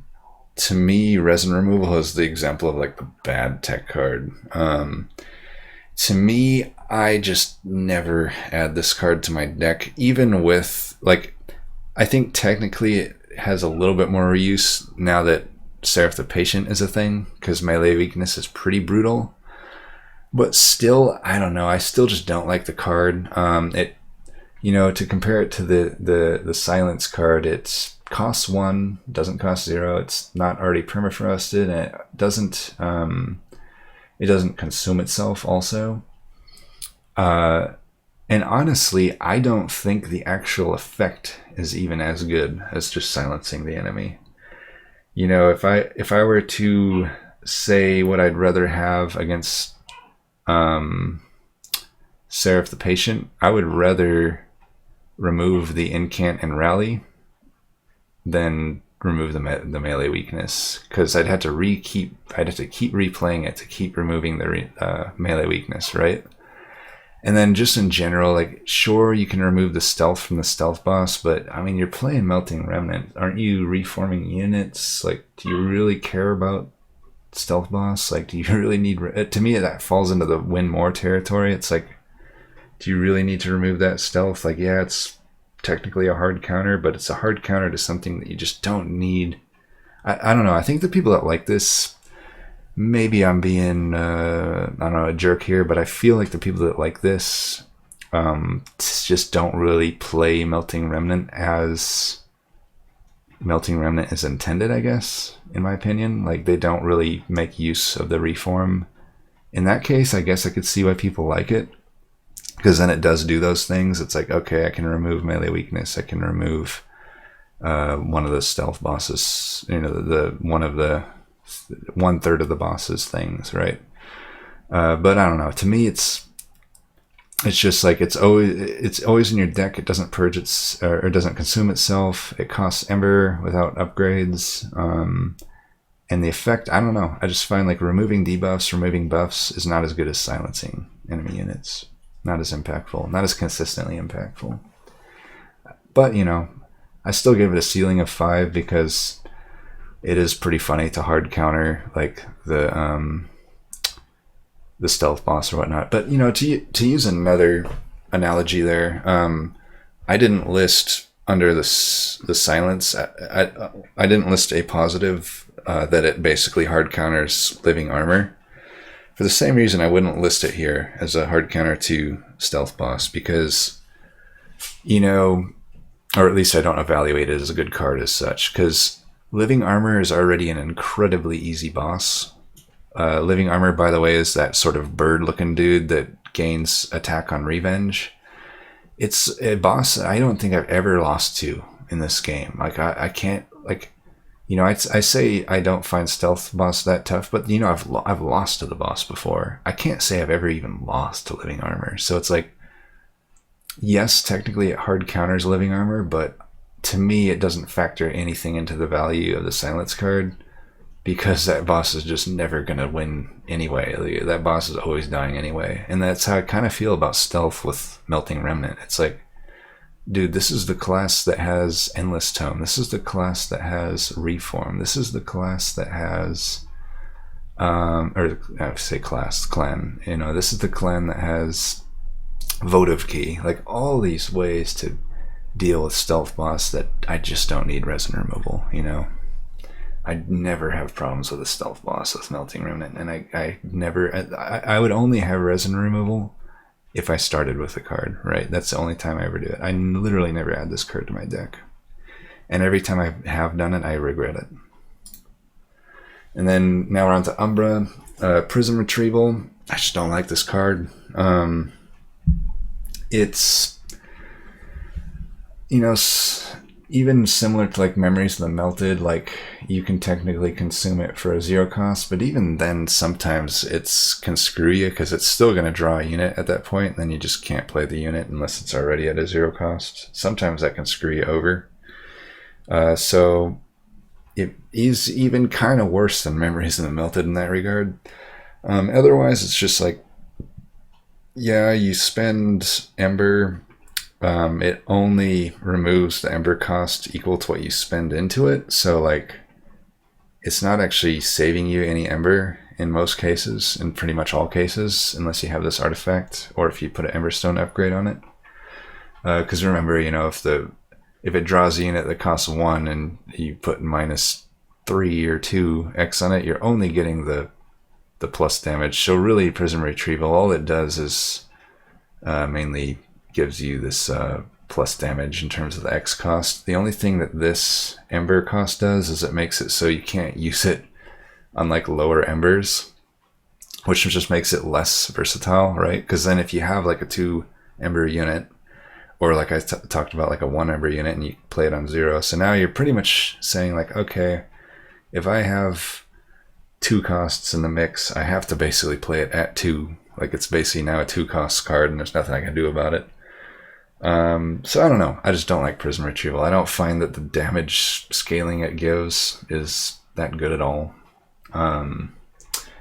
Also, you know, I guess the main ceiling that I gave it would be that you could cheat a unit out. I don't even know if cheating the unit out is the right word here, because technically you're not actually gaining anything, but I guess the prime example here would be Shadow Siege.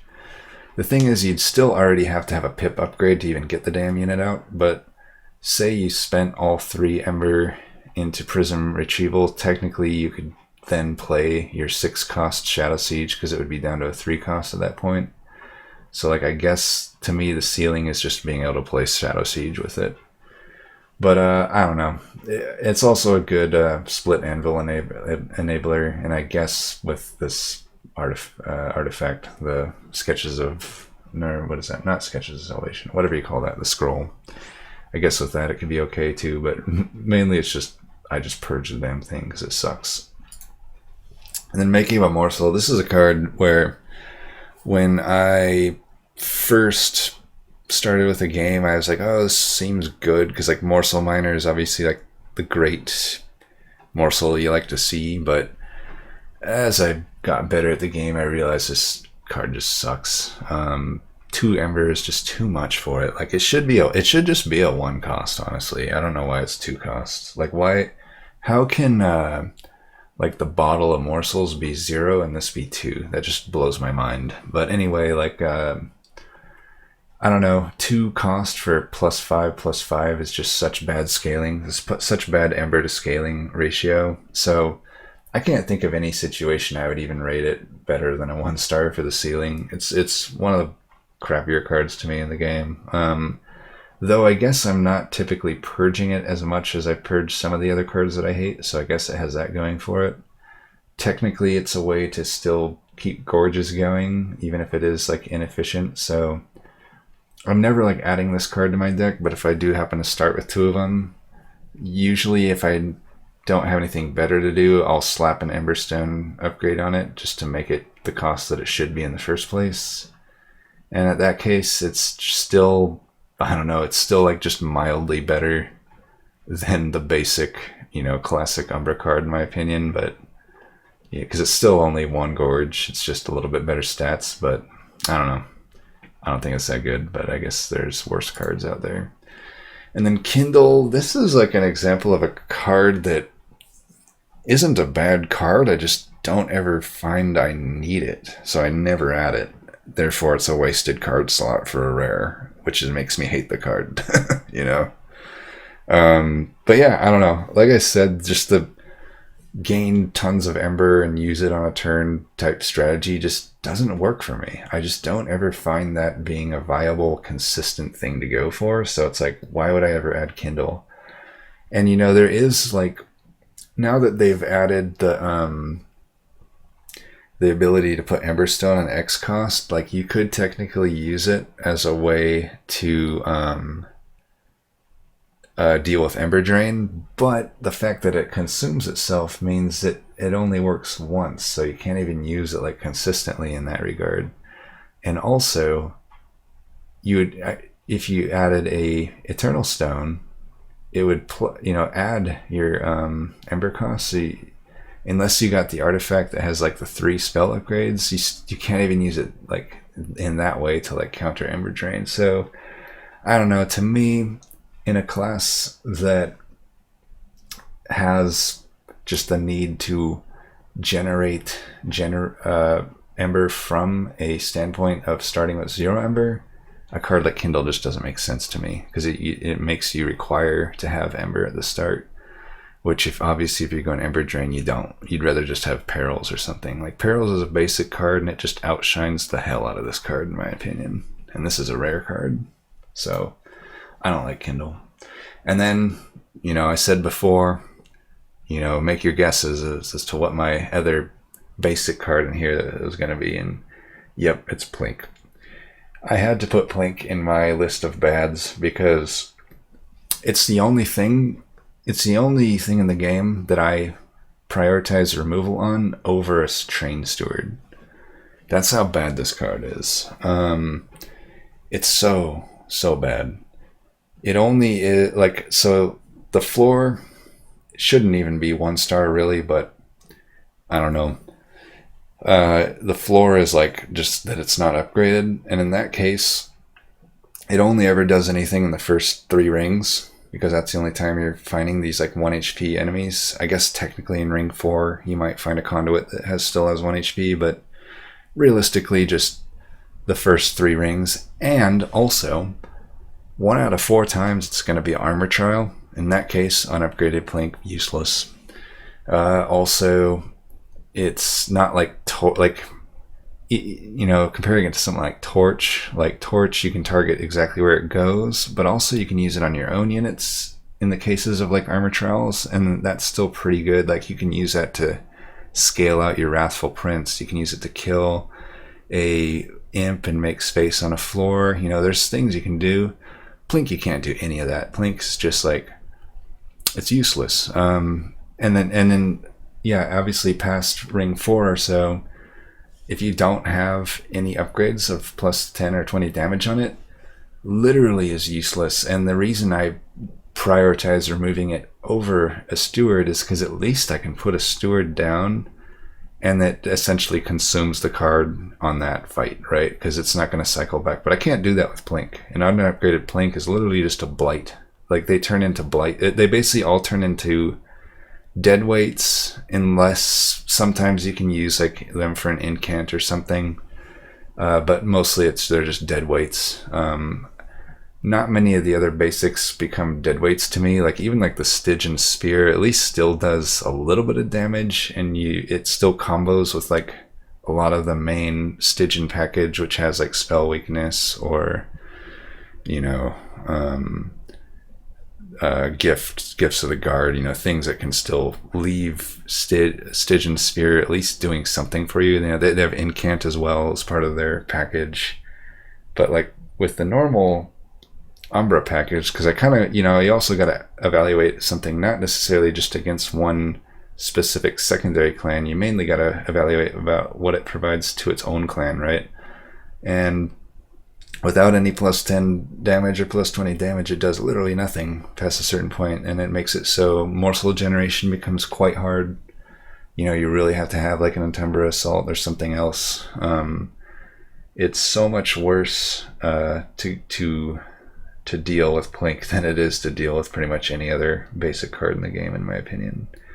Now, granted, when it has the plus 10 damage and the plus 20 damage, they can be pretty okay. Still kind of inconsistent, though. Like, if you're relying on it to kill a specific backliner, especially on like you know, fights like against Fel or Seraph, where you also now have their body added into the mix of random enemies on a floor it can get to. It's like pretty hard to be consistent with it. I don't know. I just don't like Blink. It's severely bad card, and you're just really sad when Umbra is your secondary on a random and it's exiled, because it's just kind of objectively worse than getting like the normal sort of one, I forget what it's called, but the one cost that just generates a morsel. And honestly, that basic isn't even that good of a card, but Blink is just, you know, miles worse than that.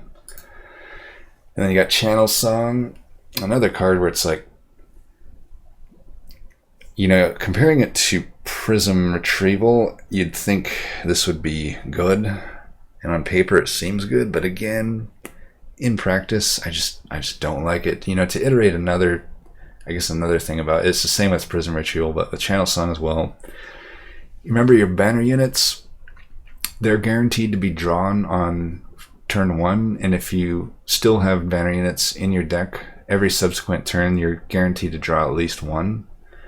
So most likely you have drawn your banner units by the time you get Channel Song. And also if you draw them at the same time that you get Channel Song, you're screwed. Like, you literally can't play Channel Song.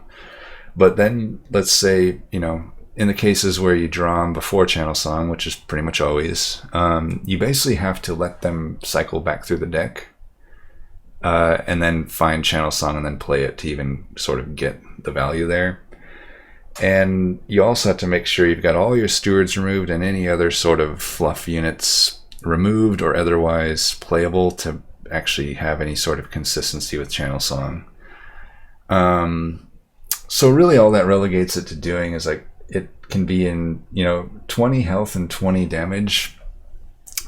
At least, you know, it's a rare card, so by the time you get it, it's usually mid to late game.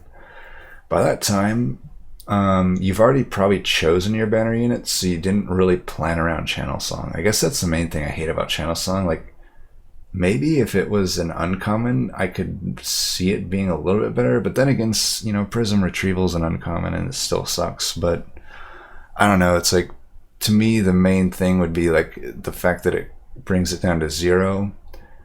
Again, this is another one of those cards where it's like, Awoken itself has no need of that. You know, they only have like one banner unit that's more than one Ember, and it's the Wildwood, the dude that gains Ember on Revenge. But I don't know, so it really just relegates it to being like used with Hellhorned or Umbra to try to cheat out like a Demon Fiend or a Shadow Siege or a Consumer of Crowns. And when that's all it does, I don't know, I don't like it. It's like, it's a chicken egg situation where you have to pick one before the other. And since everything I named off is pretty much a rare, Demon Fiend I guess is an uncommon, but I don't know, it's just like you would only choose them if you had the other, but if you just choose one without the other and trying to bank on getting the other, that's a pretty bad strategy if you're looking to win streak, in my opinion. So I don't know, I don't like Channel Song. I think it's pretty crap. And then Edge Prior, I think this is in contention for one of the most useless cards in the game. It just, I don't know, like, it needs to have something more. It doesn't even work on like Wildwood Sap and Spreading Spores, like two cards that would probably love to actually see this. It doesn't even work on them. Even if it did, I don't think it would be worth it. But it's just funny to me that it doesn't. Maybe I don't know, did they change that at some point?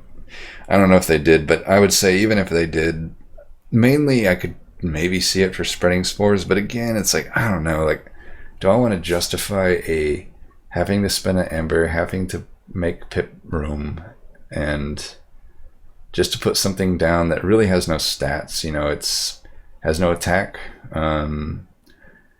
and all it does is like help. There's not that many healing spells in the game, right? And it's not like I don't know. I guess maybe there's a weird world where it could be okay in like an incant deck, but I don't know. I just really don't see Edge Prior ever being worth it. To me, it's like if you're sad if you started with it, and you're sad if it wasted a card reward slot. At any rate, if you started with it, probably just purge the damn thing. It's pretty much worse than a Train Steward. And yeah, Harness the Titan, I guess the reason it's there is to like be like, hey, there's bad staging cards too. Literally, this card, just never pick it. It's so bad. And whereas a lot of these other cards, I'll admit maybe I'm missing something, I know I'm not missing anything here. This is just a bad card, and there's no way it's good. Maybe there's something in the future that makes this worth it, but it's so bad, not worth putting in any deck. And then Energy Siphon, I really don't like this card, especially since it's a common. You often have to start with 2 of them in your deck. It's just so low impact. It's not even that great as like a incant, because you need an enemy unit on the floor. So it's like, I don't know, it's okay as an incant, but it's not like one that you can just sort of play willy-nilly. Like, you can't put it on your own unit. You can't just play it without a target. But again, just 1 spell weakness. It's basically like, it can be a pseudo like duplication of some other spell in your hand, basically. Comparing it to like Urchin Spines, though, you kind of see just the massive difference. Like Urchin Spines, it goes to the whole floor. It's double the spell weakness. That's so much better than Energy Siphon. You know, and even has the advantage, like I said, if you just wanted to use it as an incant when there's no targets, you can still play Urchin Spine in that case. Like, I totally do that sometimes. Energy Siphon just sucks. And honestly, often, especially considering half the time you're going to be exiled, Stygian, and your Frostbite basic cards don't actually use anything to do with spell weakness. If half of your commons opening cards were taken up by Energy Siphon, chances are you probably don't have any actual spell damage cards. And in that case, you're really, really sad to see Energy Siphon, because then it's literally useless. And yeah, they're pretty high priority purge for me. Because they're not, even like, at least a Plink, I can add a Surge Stone on it to pseudo purge it. I can't even do that with Energy Siphon, right? Because it doesn't actually have the capability of putting Surge Stone on it. And then a Hoarfrost Effigy, this is probably another one that people are going to be like, what? But I just don't like it. To me, it's another win more card. It costs too much for what it does, just doubling the amount of Frostbite. Sure, it works pretty well with any sort of AoE Frostbite, or even just single target Frostbite. But again, I don't know. It's like, I guess the people that, like, maybe it works well with like Glacial Seal and maybe some Titanstooths and whatnot, but I don't know. To me, I can't think of too many situations where like Hoarfrost would carry a run or like be needed. But I did give it a decent ceiling, because technically it can get pretty insane with how much Frostbite you can apply to somebody. If you have especially like Frostbite Tethys, and you get a bunch of hits in on a boss, to me they're probably dead anyway, I guess is my argument. But you could use Hoarfrost at that point. After that, like, if that Relentless round finishes, you can just finish, if you got Hoarfrost on Permafrost, you can then just double their Frostbite, and they're probably for sure going to be dead then. So I guess maybe if you wanted it as like an insurance policy, it could be okay. I don't know though. To me, it's kind of a dead weight to me, honestly. But obviously, any sort of Split Anvil or Frostbite synergy is going to be good with it, if you do find yourself needing it. And then Mollusk Mage, it was definitely a nerf, in my opinion, a pretty big nerf. I still think Stygian is far and away the best clan in the game. so I'm not complaining. But I do think it was a nerf when they made this a common. Similar, and similarly to how I just said with Energy Siphon, like if you're starting with Mollusk Mage, you're most likely not actually, at least in the case of being exiled Stygian, you're probably just not starting with actual spells that can deal damage. Maybe you are, but I would find most of the time when I start with Energy Siphon or I start with Mollusk Mage that I don't actually have spells to combo with them. But at any rate, I don't know. They've buffed this card a few times, I think, and it still just isn't good enough in my opinion. Spending Ember and Pip space to have a totem that doesn't have any good stats. 5/3 is not good. That's worse than a trained steward.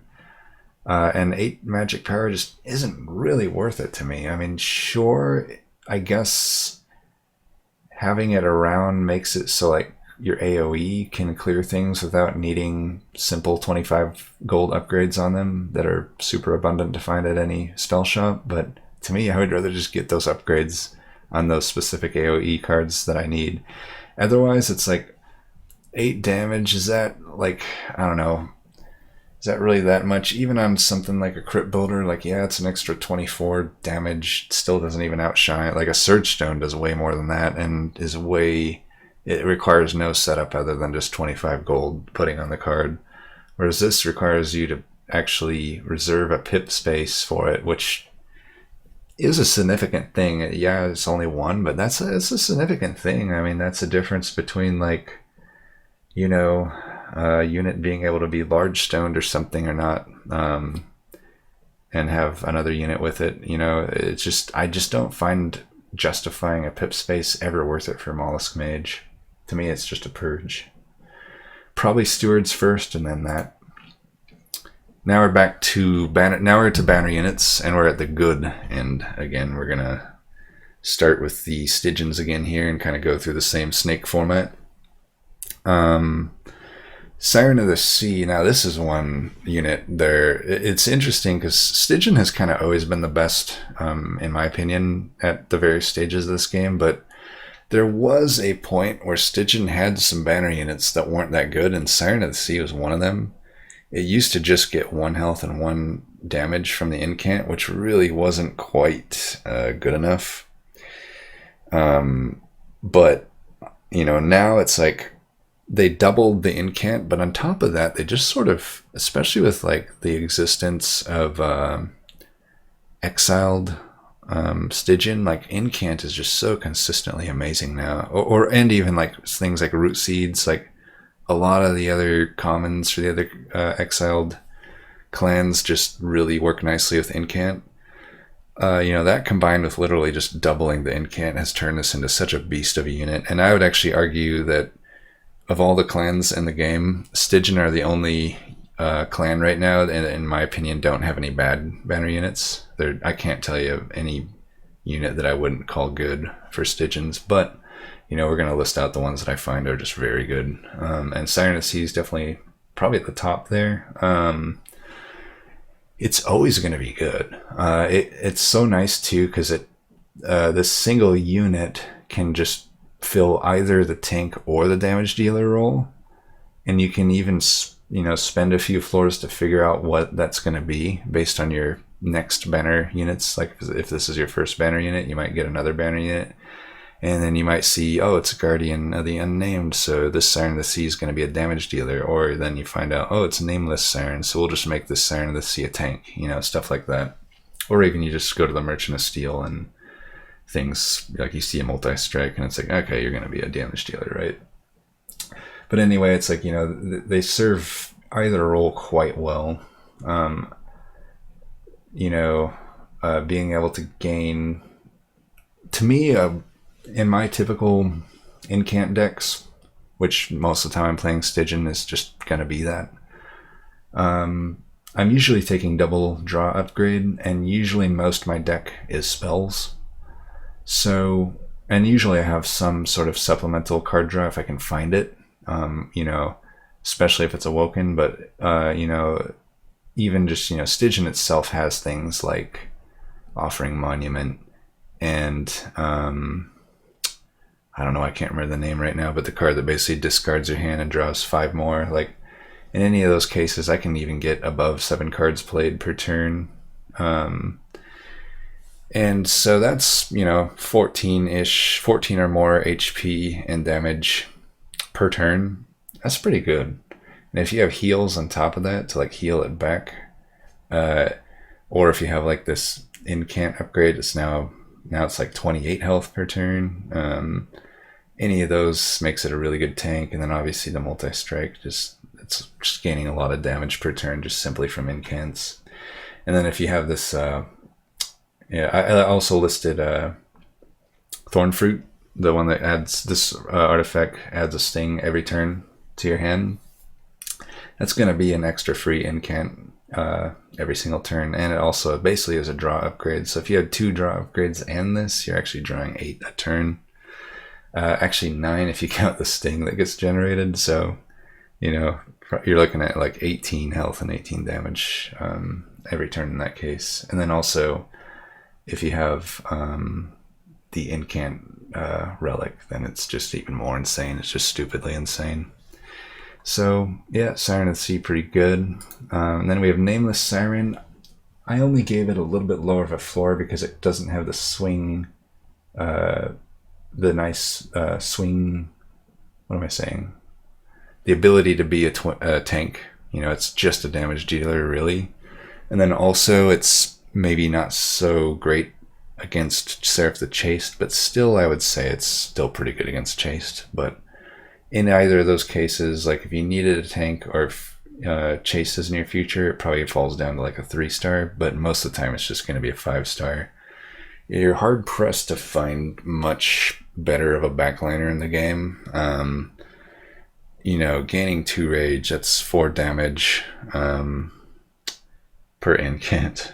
So, before where I'm talking about like getting 14 damage a turn, well, now you get 28 damage a turn at 7 cards played a turn, and even more if you have any of these supporting things. And then also like all of this extra rage capabilities, Deranged Brute, you can even say. Like any of those things are going to make it just stupidly insane.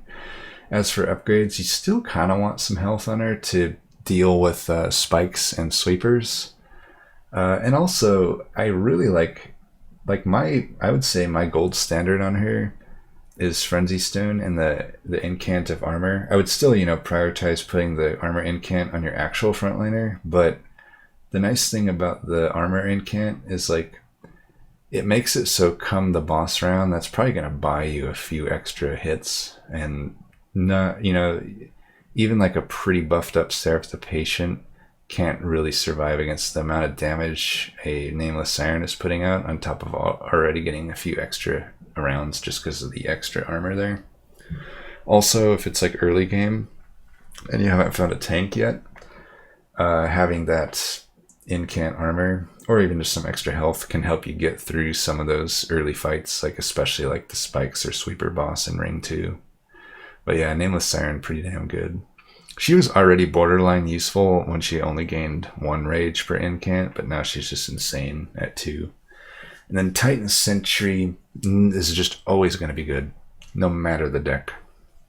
Literally no matter the deck. You're never going to be sad to include Titan Sentry. I will say sometimes there are better frontliners. Like a lot of times I would prefer to have Siren of the Sea or Guardian of the Unnamed. And if I do have them already, I might skip Titan Sentry. But if I don't have them yet, and even if I find them later, I'm not sad to have put a Titan Sentry in my deck just to have it there, just in case, right? And the great thing about Titan Sentry too is like even if you don't end up using it as like the frontliner on your main floor, still you can kind of get the gold standard. The gold standard of Titan Sentry, I'd say, is 25 health and Endless, both of those upgrades.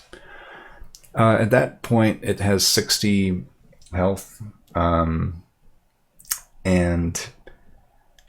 the fact that it's Endless means you can still just stick it on the bottom floor and it'll clear out any AoE and put in actually pretty nice little chip damage to the tanks. But then also come the boss rounds, like If you're setting up your main floor up top, but you just have the Titan Sentry down there kind of doing work and replaying it as the boss comes up, that's going to stack a pretty good amount of Frostbite. It's also going to like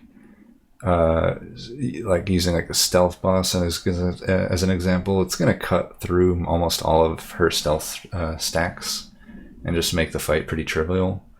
So, and also pretty good against Seraph the Patient, because obviously having a nice tank on Endless that kills things is good to have, because you won't really care about the melee weakness if you're able to just keep replaying him.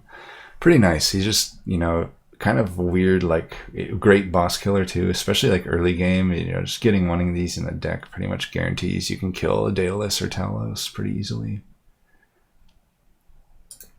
And then Guardian, the Unnamed. This one is like so interesting because like it never actually got a buff like the Sirens got, yet it just still ended up being such a good card. And I kind of think, you know, I had talked about how Incant just sort of got better in general once the Exiled stuff got released, but I think that this used to only do one, this Runestone Incant here, and I think when they made it gain 2 armor, it significantly made Guardian of the Unnamed better.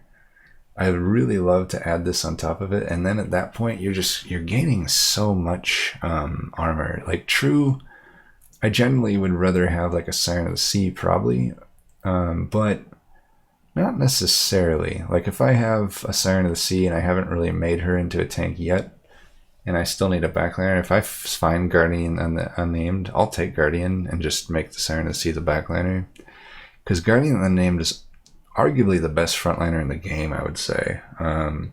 Obviously adds no damage, so that sucks, but even then, like if you get Guardian Unnamed as your first banner unit, you can still use it as like a carry for the first 2 or even 3 rings. Like if you have, say, Razorsharp Edge or even like Rootseeds, you can just spam him on this guy and he'll gain enough armor, especially if you have like some of these supporting upgrades like 25 health or the Runestone. He'll gain enough to take on those first ring bosses, as long as you can buff him with some damage, or even just slap some spell Frostbite on the enemy boss. Either of those work. But you know, you come mid to late game, just the amount of armor he gains if you're in a proper Incant deck is just insane. I mean, you know, 3 times 7 or whatever, that's more than a Brainding Rite worth of armor each turn than a standard Incant deck, I would say. So I don't know, I really like Guardian of the Unnamed.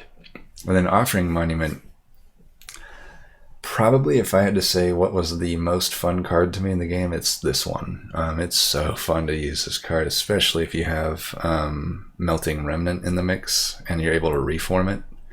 Then you can like set up basically some infinite combos with it, but even without an infinite combo, it's still like you can just keep reforming it and just slamming through things. I should have also listed the Lodestone Totem here, the one that basically gives you an energy every time you discard. That really enables the infinite to keep going. But anyway, you know, it's tough to evaluate it because it's like at the floor, like I'm trying to think what the floor here would be. I guess the floor would be that you just don't have any Incant synergy at all, and then it's only used as like a way to draw through your deck.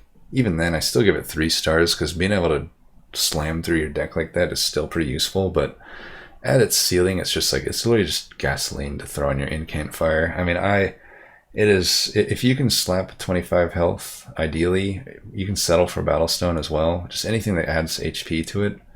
It just makes it so you can add that many more. You know, it's 5 health per card draw. You know, Hearthstone, that represents 5 extra cards drawn. That's a whole hand, you know, whole sort of non-upgraded, non-card upgraded, card draw upgraded hand that it goes through. And yeah, that's It's pretty insane. You can draw through your whole deck with this thing usually. And then, you know, if you put it on the same floor as like Siren of the Sea, Guardian on the Named, Soul Guard, Nameless Siren, any of those things, even just a normal non-incant unit that has a runestone on it, you know, any of those things, you're just going to get so much value out of this. And then Lodestone Totem, obviously very good. It used to be 1 Ember, if you could believe it or not. And at that point, I would say, yeah, it was the best unit in the game, but even at 3, it's in contention for best unit in the game, I'd say. So I gave it a floor of 2, though. And that is because it's a card that you add it to your deck, and it isn't necessarily insane right from the get-go. Right from the get-go, it's only has 1 HP, so if you don't have a Merchant of Steel, it's definitely very sort of in danger of dying. It's also a banner unit, so like you may not even have gotten another banner unit at this time. Hopefully you do, so you can like put it behind the banner units. But you know, say in the case of like Tethys, let's say you started Tethys and maybe you lucked out, and this was offered as the first banner unit, and you take it. Well, they still got some pretty squishy units, and you might not have enough setup to actually sap enough that you could keep your Tethys and Lodestone Totem alive, especially versus like the boss or whatnot. So, you know, early game, it's actually not that insane, I would say. It's really like, I'm often adding this because, you know, you only find banner units up till ring 4 or 5 or so. I'm often adding it, and if it's early enough, I still rely on my other banner units, and it's just kind of there, and I can use it or I can't use it. Really, the tipping point at which Lodestone becomes amazing is the Hell Vent. You know, it needs some health ideally, so it can actually, you know, survive some of those early turns where you have to spend a lot of Ember to get it out, and then you probably can't apply too much sap. But really, once you get the Hell Vent is when it really starts to shine, because then when you got 2 or more of these on the same floor, that's when you really start seeing the sap shine. Usually if I do go Lodestone Totem, my plan is to eventually just have those and either Soul Guard or Tethys. You know, or just some, I don't know, some other unit. Something that deals damage, because I need a way to kill the bosses, right? But once you have like, you can get to 3 or 4 of these things, maybe 3 or so.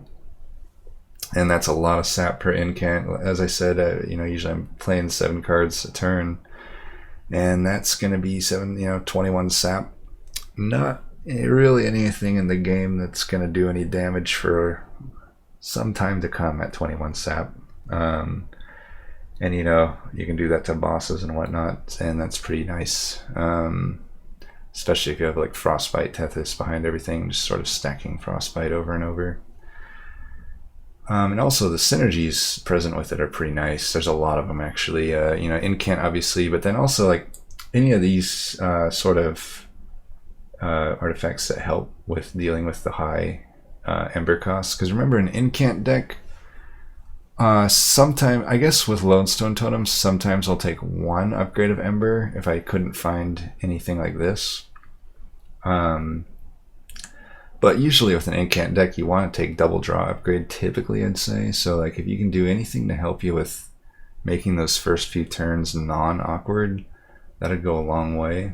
Also just, you know, this kind of similar with Siren of the Sea, like anything that helps with your, you know, adding pyre damage, or also just gaining health from killing things with your pyre is going to be good, because often with Lodestone Totem, the waves, what's going to happen is you're going to set up at the top, and you're just going to sap the crap out of everything, and then they'll probably get by with almost full health, but they're going to be so sapped that you just kill them with your pyre without actually taking any hits to your pyre. And then obviously just the typical like incant artifacts. Then now we're to Awoken, and we got Animus of Win, aka Animus of Will. And I think this is just one of the best bread and butter damage dealers in the game. You know, it's a hyper scaler because it gets 2 multi-strike right from the get-go. The only reason I put a floor of 2 is just because when you very first get the unit, if you don't have a Merchant of Steel right there, it can be a pretty useless unit in your deck. That being said, though, even if you have a Razorsharp Edge, assuming it's not a Spikes Trial, or assuming there's no like sweeper enemy, still you can play one Razorsharp Edge on him. She'll go down to 1 health, but then she'll be doing 13 by 3, which is 39 damage. Early game, that's more than enough out of a backliner. That's, if you think about it, comparing it to like Animus' speed, it's already just putting the one Razorsharp Edge on it makes it outclass Animus' speed, especially when you consider, even if you put that Razorsharp Edge on Animus' speed, Animus' Will has already outscaled it. And I would also argue the fact that Animus' speed is quick is like a pretty bad thing for that unit. But I'll get to that later. Spoiler alert, it's going to be in my bad unit list. But yeah, so Animus' Will, just a really good card. And it's also a unit, a lot of banner units need typically one of these, like, especially like backline damage dealers typically need to find that multi-strike to really fully like utilize their damage. Like even, some of those units I listed off, like the Sirens, Nameless Siren and whatnot, without multi-strike, the best you're going to get is they can kill one of the tanks. And then also they can do their pretty good damage against the bosses. But without multi-strike, you're going to still have some rough times, especially late game when you got things like 2 Gilded Wings right after one another on the same floor.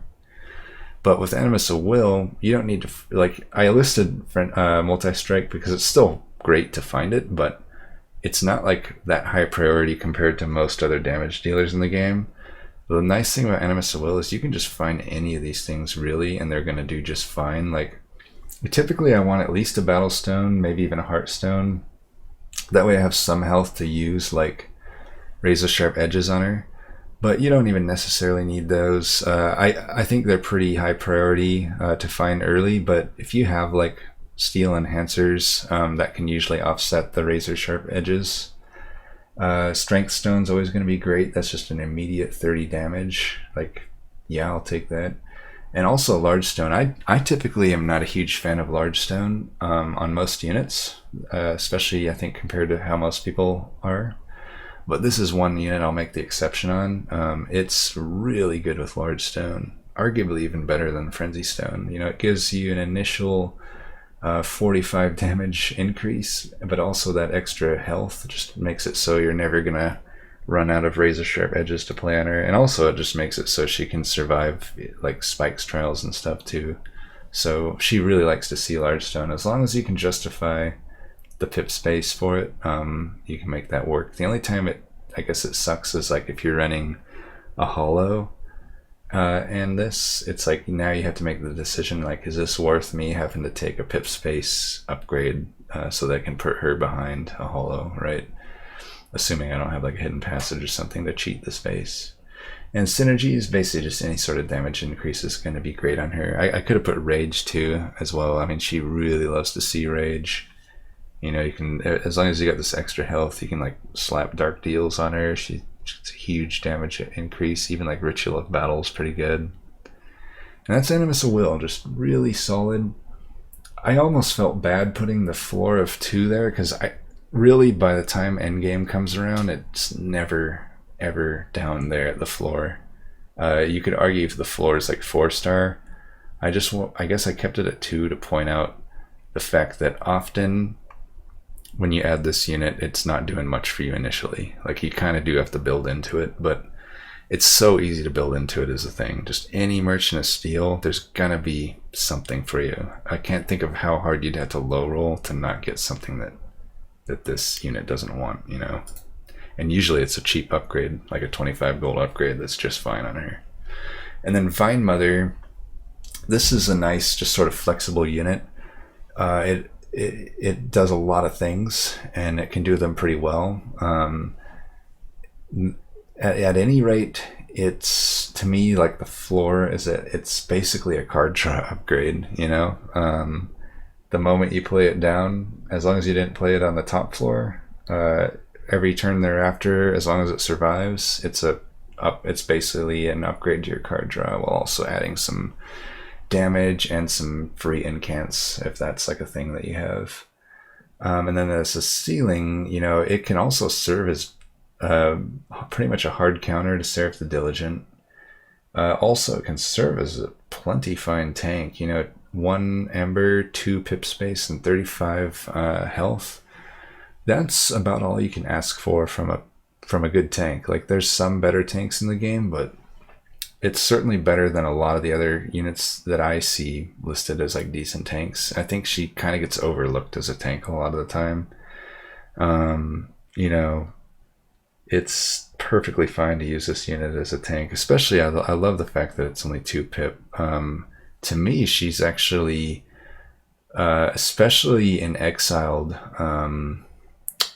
you know, Exiled Awoken, where you don't have the basic regen cards, I find her as a preferable tank than the Hollows, honestly. I mean, she already, unless you have like a consistent big heal to slap on those Hollows, like, she already starts with 20 extra health and takes up 1 less pip space and gives you a free, you know, sting each turn. I don't know, to me that's kind of even better than the Hollows.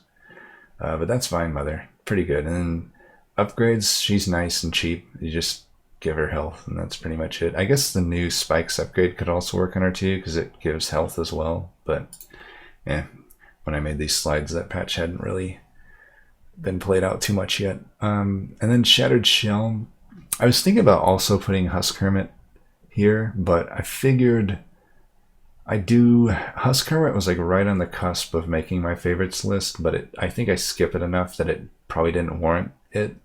Even Shattered Shell, I was wondering if it warranted it, but I think it's carried me enough in enough different clan combos that it was worth mentioning Shattered Shell.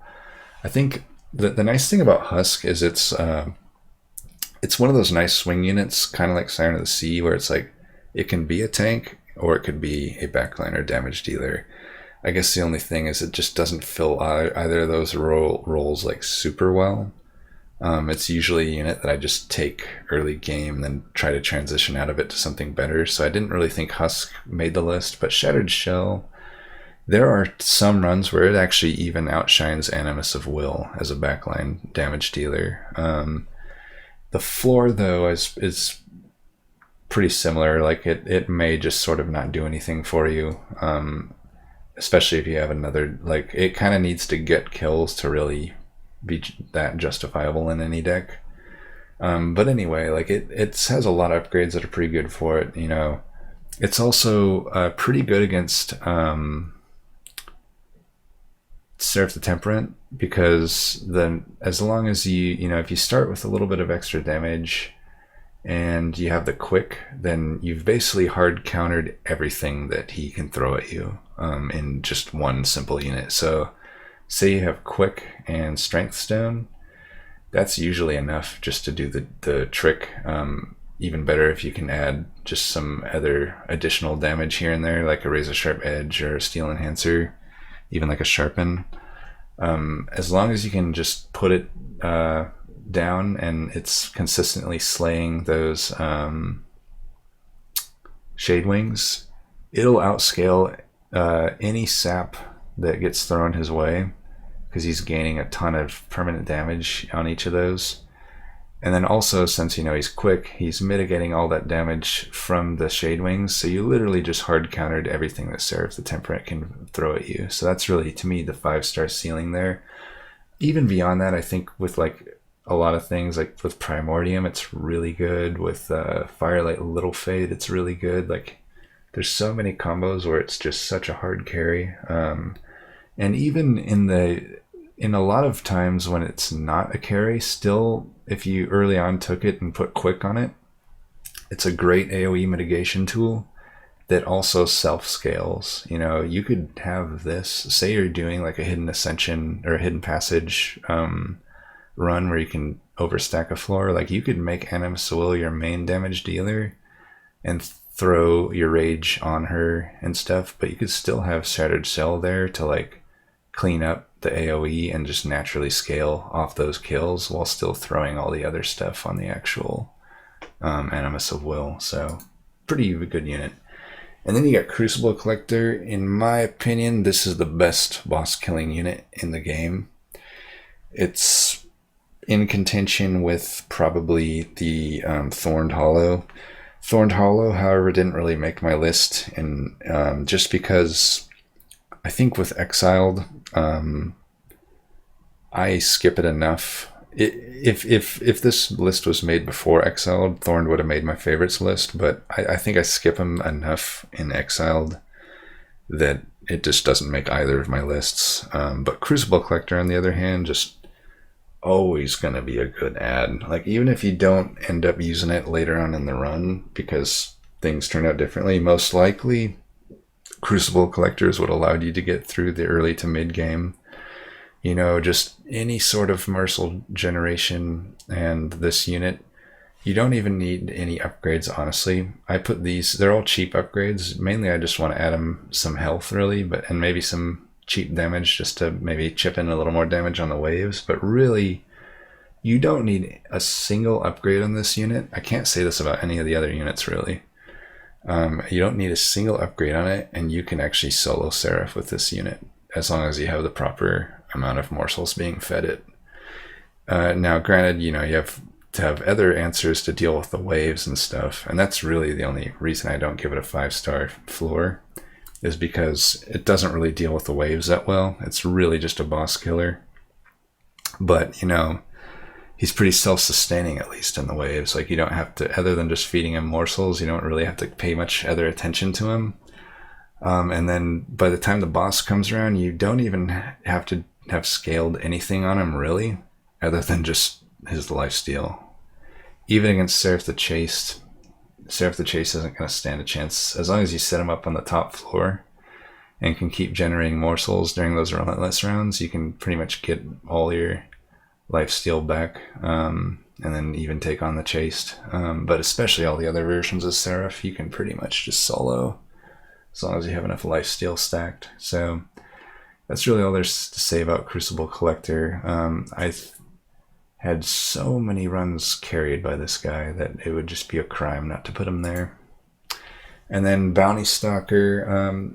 I didn't list any other Umbra units in my favorites list, just because I guess that's one of my, like Crucible Warden, I guess would be the only other one that I might put there.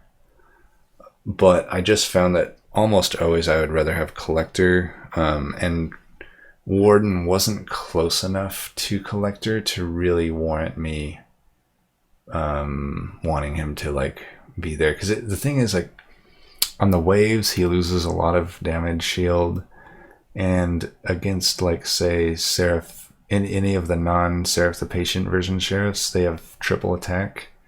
So it's literally, you also have just like triple the amount of gorges you need to like be the equivalent of the lifesteal. To me, just Collector pretty much outshines Warden most of the time, even though I do like Warden. Just isn't on the level of Collector. And in a similar sense, I only have one Melting Remnant unit. Okay, we'll get to all that later. So anyway, Bounty Stalker. I guess the floor is that you don't have a good way to reform him or put him on Endless. In that case, he's still actually a pretty okay backliner. Say that you only had him die like 3 or 4 rings worth, he's still matching like the stats of like a typical good back, or like okay backliner. Like, you know, he might be like 30 or 40 and 5.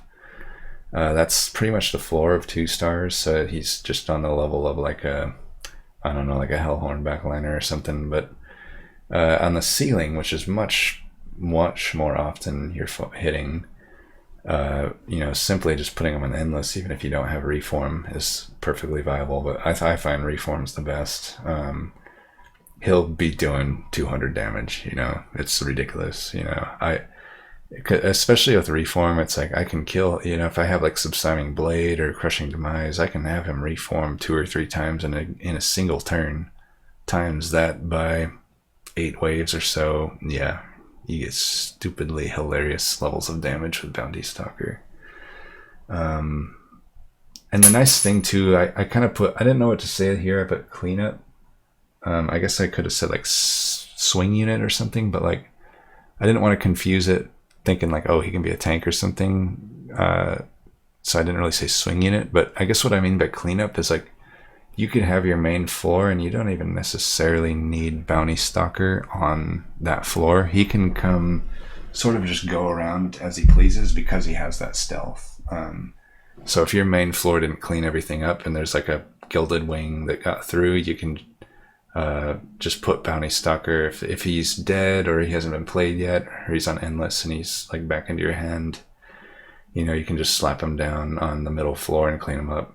Can't do it on the top floor, unfortunately, because, you know, on Covenant 25 or whatever. I don't know which Covenant starts, but eventually your top units just get dazed. But certainly he can clean the middle floor up. So he has that nice swing capability there. And then Deranged Brute is the only Hellhorned unit that I like. You know, that I only listed one Melting Remnant unit on my favorites list, but I thoroughly do like most of the banner units on the Melting Remnant list. I just couldn't really justify putting them into the list because I skip. They're all so situational to every single build. Like, you know, the Harvest ones have to have a Harvest build or they're not good. The Burnout ones have to have a Burnout build or they're not good, you know. That I couldn't give them this, you know, just the sort of general always pick evaluation that I'm giving most the good cards on here. Now, Hellhorn is different. I actively, aside from Deranged Brute, pretty much hate all the Hellhorn units. You know, there's some that are like serviceable to me, but on the whole, I just do not like Hellhorn units. But Deranged Brute is this shining beacon of hope for this this cleanse as far as units are concerned. I think they have pretty good spells, but I just do not like their units. Deranged Brute, however, though, is pretty damn good. Ironically, not really as a unit himself. He's more of just a high health totem, but the fact that he adds all of that extra rage damage, an additional 3 per stack, oh my god, like that's so much extra damage. And all you gotta do is stick him on a floor, make sure he's not gonna die. That's gonna make most runs trivial if you have any sort of rage generation, which, let's be honest, how often do you not have that? Especially with Hellhorn, but even add in the fact that like Umbra can generate rage surprisingly well, even like a Nameless Siren can generate it. There's Paraffin Enforcer can generate it. Like, I can't think of too many runs where if you want rage, that you couldn't find it somehow, right? So Deranged Brute almost always getting picked when I see it. Such a good unit. You know, the thing I've noticed about Hellhorned, it's kind of all or nothing. It's like there's so many really good things, but then there's so many just, to me, useless things. That's maybe why I don't like the clan too much. But anyway, I think that's the final of the goods. Yeah, so now we're to the bads. Demon Fiend. I have just, you know, this is also, okay, I've spelled that wrong apparently. Not Demon Fiend, but yeah, Demon Fiend. Yeah, you gotta forgive me, it's late. But so anyway, this is one of those where it's like, you know, it's probably actually maybe not that bad of a unit. I just don't like it. I don't like the design of it. It does not fit at all into the way I go about the game. But I'm sure for some people it might be really good. To me, it's just not, though. You know, I guess the way it would be good is if the ceiling can be met with any sort of consistency. To me, though, it's just usually the 1 star. Because the thing you got to realize is, remember, banner units, especially uncommon banner units, typically you're finding them in the 2nd and 3rd rings. You only have 3 Ember at that point. So you're literally adding a blight to your deck in the hopes that you can find something to be able to cheat it out. Because I'll be honest, even let's say you do add it And then you say, okay, I'll add Ember upgrade after Daedalus or Talos, right? Even then, I'm like, I don't know, spending all of your Ember just to get this thing out, to me, it's like, if I want a 3-pip unit that has good stats, I'll just put Lodestone on a unit, you know? Like, and then I'll just leave it at 1 Ember, you know? Like, why don't I just get a Animus of Will and put Lodestone on it? That's way better than a Demon Fiend, and it only costs 1, and then it has the same pip space. So, I don't know. Like, I just don't like Demon Fiend. Like, everything about it is things I don't like. Like, the fact that it's, like, so situational. The fact that it takes up 3 pip space. Maybe if it takes up 2 pip space, I might like it a little better. But to me, it's like, I don't know. I would just put, if I really wanted a unit with some stats, like right off the bat, I'll just get a Lodestone. Why not that? That's better than Demon Fiend on pretty much any unit, right? You can take any old unit, slap Lodestone on it. It'll essentially have the same stats and cost less. Not so you don't have to cheat it out. And that's really why I don't like the unit. It's like, it's really good when you can cheat it out, but it's just not good when you can't. Like, I can't justify spending all my Ember in a turn just to get a Demon Fiend out. That's usually not a winning play. But anyway, you know, it likes to have extra health, especially if it's going to be a frontliner, and then obviously multi-strike, just having, that'll bring it up to 100 damage right off the bat. Also, this multi-strike artifact's going to be great on it. But really, the other synergies, it's like, if you can reduce the cost to 2, it's pretty reasonable to play at a 2 cost. You know, Snecko Eye, it'll be good with that. Sketches, it's obviously going to be nice just to have it plopped out there turn 1. And then this card basically gives you a double, you know, a minimum of 2 extra Ember, really.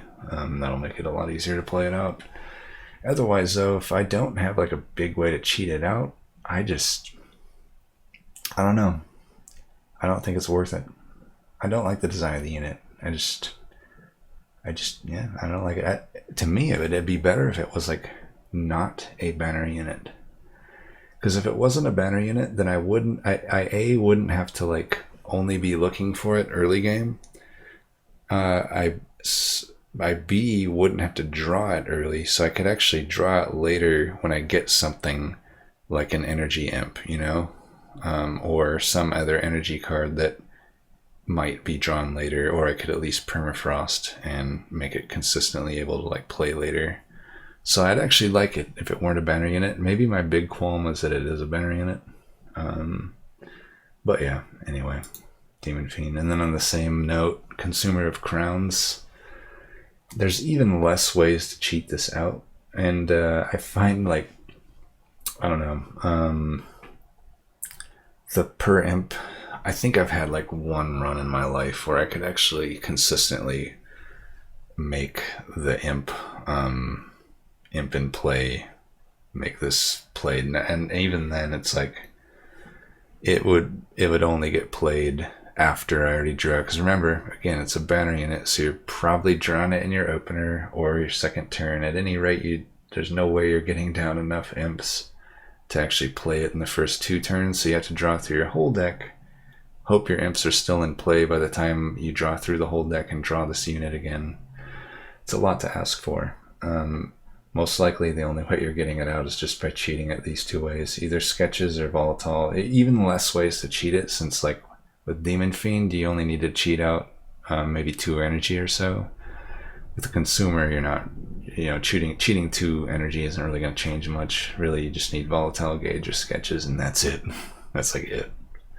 I guess maybe the Tinderbox or whatever, the gain 7 on turn 1, but even then it's like you'd have to make it your only banner unit if you wanted to consistently make that work. Otherwise, 50% or more of the time it would just not be getting played.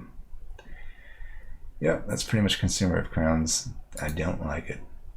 And Alpha Fiend, I think I'll be ruffling some feathers here, but I just don't like the unit. Again, it's 3 pip. If it's a 3 pip unit, to me it really needs to be good. Like,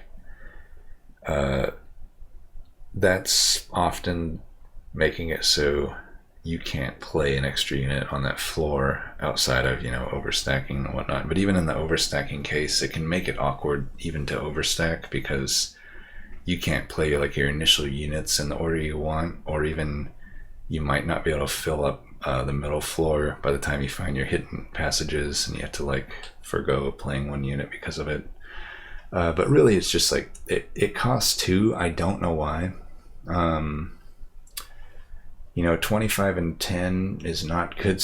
Like 25, 10, and 3 pip all for 2 ember. Like nothing of that is good. Nothing of that. So really, it just comes down to, is this strike +5 worth it? I say no.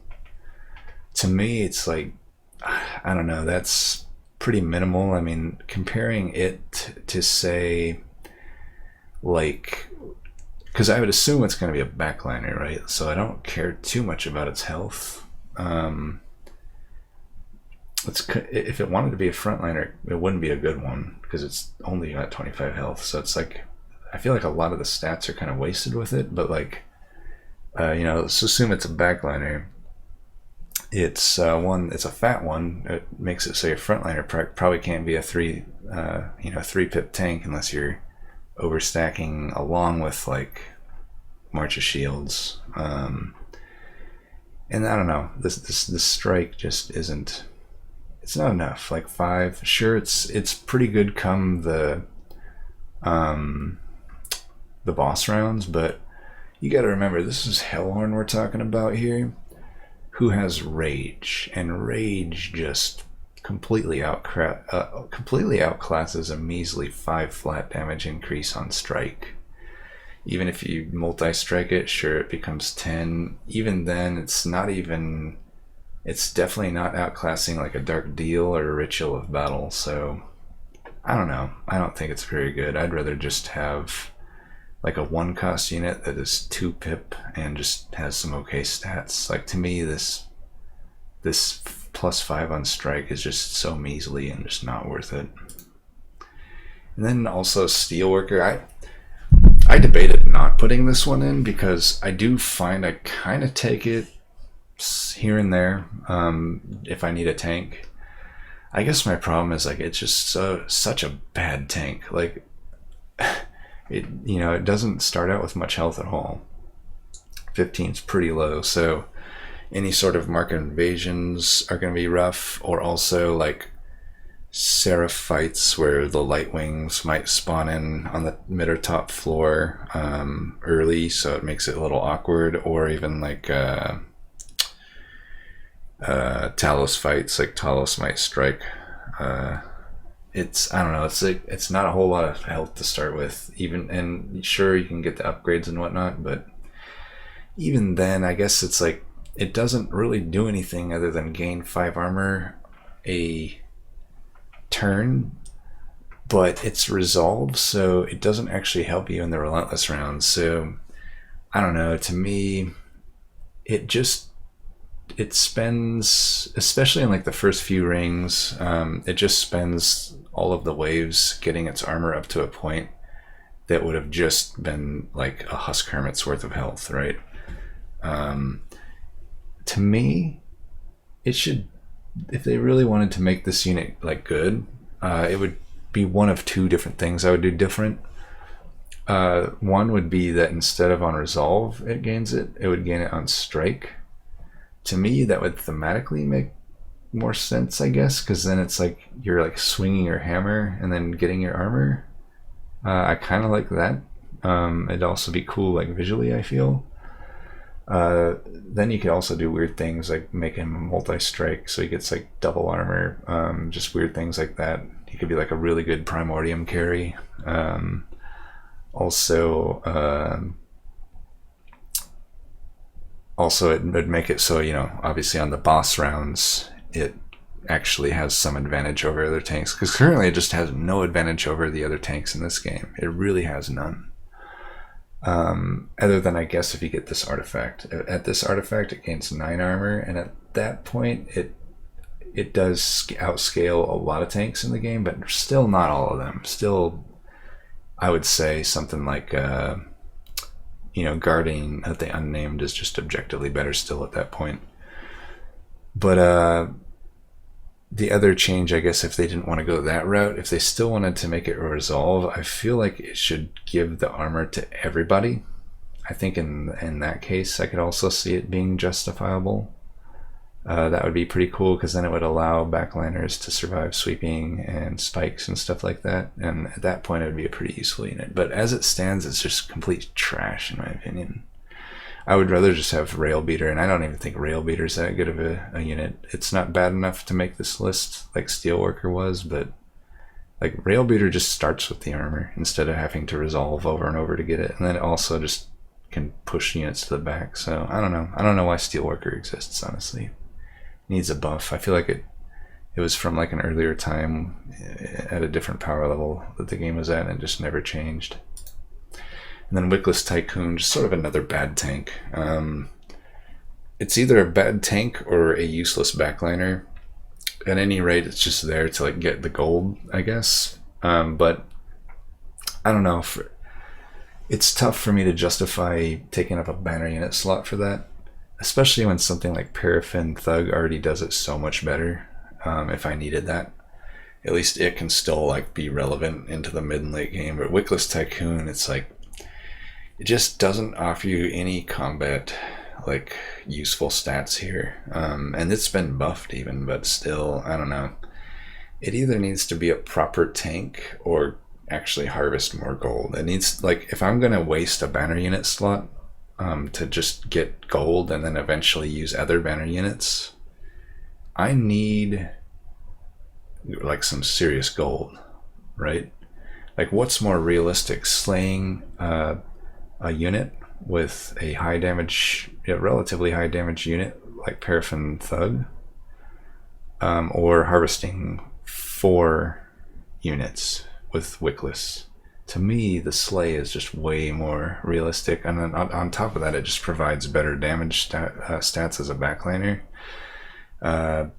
So I don't know. To me, Wickless Tycoon is just completely outclassed by both Wickless Baron and Paraffin Thug, if on either front, and it's not good enough halfway between them to just really justify that very often. I'm almost always regretting adding this damn unit to my deck. And Shadow Siege, the only card in the game that I have not golded, and I refuse to gold it. I'm not going to go out of my way to gold this card, because I hate this card. Like, as much as I hate Demon Fiend, and as much as I hate Consumer of Crowns, I hate this one even worse. Because this one, not only does it need all of the cheating out that I previously mentioned, it also needs a pip upgrade, or at the very least like Shard Prism or Crucible extension. And yeah, fuck all that. Seriously, fuck all that. Basically, there's one thing that's even like Volatile Gauge, you still have to do a pip upgrade, right? Or as I mentioned, like something that otherwise increases your pip. What it really comes down to is it just Sketches of Salvation, which, let's be honest, with you get a super bad chicken egg situation here, because as Umbra, probably more so than every other clan in the game, positioning matters, because almost all of your banner units are built around Gorge, right? So you need your Gorgers in front. Well, you can't really guarantee that at all with Sketches of Salvation. So why would you ever take Sketches and Salvation as an Umbra unless you already had Shadow Siege? But why would you ever take Shadow Siege if you didn't have Sketches? Hence the dilemma, hence why I think it's a horribly designed card, and why I hate the card and I refuse to gold it. Fuck the unit, pretty much. And then Shadow Eater, I don't know, some people seem to like this card. I just don't. Like, technically it has pretty good tank stats, other than the fact that it costs 2 and has the 3 pip. The 50 health is pretty nice, but again, it just costs too much, both in pip and ember, to really justify what it does. There's still better tanks, I would say, especially considering like you have to justify like pip space to gorge a unit that already takes up 3. And then all that does, it doesn't actually scale the unit at all. Like every other gorging unit in the game, it basically scales them with the gorge. But this one, it just restores, like, let's be honest, a pretty minor amount of health if for a tank, like a proper tank. You'd rather just have lifesteal, honestly, or just like a big heal. And then 10 damage, which is okay. I mean, it's AoE for the only clan that doesn't actually have flat AoE. It provides that, but I feel like you don't need it. Like between Antumbra Assault, Mind Collapse, and like Excavation Eruption, those are all some pretty good backline killers that I just don't think I need Shadow Eater. I don't need to justify a 3-pip, 2-ember banner unit that I have to feed morsels to take care of the problem of AoE. I'd much rather just be putting those morsels toward basically every other gorge unit. Like definitely the Crucibles, definitely Overgorgers, even like an Alloy. I'd rather be feeding that just to give it a bunch of fuel. The last unit I want to spend gorges on is Shadow Eater. I just don't like the unit. I've never had this unit. And then Morsel Maker, I even debated Morsel Master, but I feel like Morsel Master is a little bit more usable. The thing is, I think once you get good with Umbra, you realize that you just don't even want to waste a pip space, and especially a banner unit slot on these Morsel Maker type units or Morsel Master, because it's like, if you have Antumbra Assault on holdover, if you have, you know, any of these sort of good morsel generations synergies going on, like you just don't, you're already able to fill your entire pip space up with morsels pretty much every turn. And all you'd be doing with the Morsel Maker or Morsel Master at that point is eating up a pip space. And then you just have all these morsels in your hand. So really they're only useful in those weird cases where you're really struggling for creating morsels. And I will say, I guess with Exiled Umbra, that can be much more of an issue now, because you can't just sort of have a basic that it is an easy way to create a morsel. But I don't know. I think at least Morsel Master, I can duplicate pretty high value morsels like a Lifesteal or Damage Shield, or even like, the Morsel Miner. But with Morsel Maker, it just sort of gives you two that don't do much for you. It also can't be put in like unawkwardly to the top floor, because if you it only makes the morsels unresolved. So it's like the turn you play this unit, you don't even gorge that turn, and if you put it in the top floor, you have to wait an entire 2 turns before it even gorges. It also costs 2 ember for some reason, and it only creates 2 morsels a turn. So I don't know, and it takes up a banner unit slot. All in all, I just think it's a fucking horrible unit and almost never worth adding to a deck.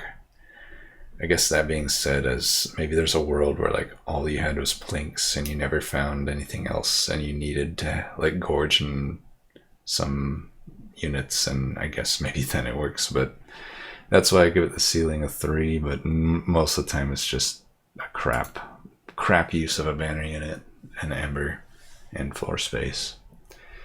And then the final one on the list, this long video that has made me lose my voice here, Animus of Speed. Seems a lot of people like this unit, and I do not know why. To me, in a clan that has Animus of Will so easily able to find, like, why would I ever waste a slot on Animus of Speed? It's like the stats just aren't good, and even I'll be honest, I would add this unit more if it had the same stats and no quick. Like, to me, the quick is such a bad thing for this, because so many, your frontline tank isn't always some just meat shield, right? A lot of times your frontline tank can deal some damage. Like, if your frontline tank is, say, like Wrathful Prince, he's dealing 200, 300 damage. Like, that means that any damage, like if you got a Gilded Wing in front, your Animus' speed, even if you scale them up to say 60 damage, you'd have to do some serious scaling to even get there, since it doesn't hyperscale. But let's say it does do 60, 70 damage with like because of multi-strike or something. All that damage was wasted, right? Same if it was like a Burnout Rector or something like that, you know, some frontliner that does a ton of damage. In those cases, Quick doesn't do anything for you, and I guess like even in the cases where those aren't the case, the Quick still doesn't do anything. Like, it's so rare that the frontline enemy is like a squishy that you need to kill before things, you know? Like there's not many I don't know, there's just not many cases like that. And then I guess that means, like, sure, you can put it on a, you know, you have your main floor, and maybe you can put it on a floor that isn't that, and then it can get some hits in. But still, even then, it's like the health is so low, you'd have to put points into the health, and at that point, I don't know, it's like you only have so many upgrades you can put on the thing, and it really needs a multi-strike to really do any damage at all. And even then, it's just not going to keep up pace with Animus of Will. So the ceiling, I can only give it a 2, really. I was thinking of 1, but I don't know, I guess you could technically have it as a backline damage dealer, a bad one at that, but I guess it could work in a few cases. But yeah, that's going to do it for this video. Just to reiterate, even though I have all these, like, you know, Animus' speed, for example, it's completely possible that I'm missing something here, and maybe it's a good unit. But I will say that the units and cards that I've evaluated as good, you can probably have my seal of approval there that those are proper evaluations, because obviously I can win at a pretty high rate. I think since the last few months I'm at like an 80% win rate. I'm coming at 25. So like, I would say the cards I've said are good, you can be pretty solid that those are all good cards. But the cards that are bad, just because I said that I don't like them, it doesn't mean that they're bad necessarily. It just means that I haven't myself been able to figure out a consistent way to make them work. Doesn't mean it's not possible. Like, there's always been cards that I used to think are bad that ended up becoming good. Conduit Tethys is a great example of that. But anyway, that's going to do it for this video. Thanks for watching, and peace.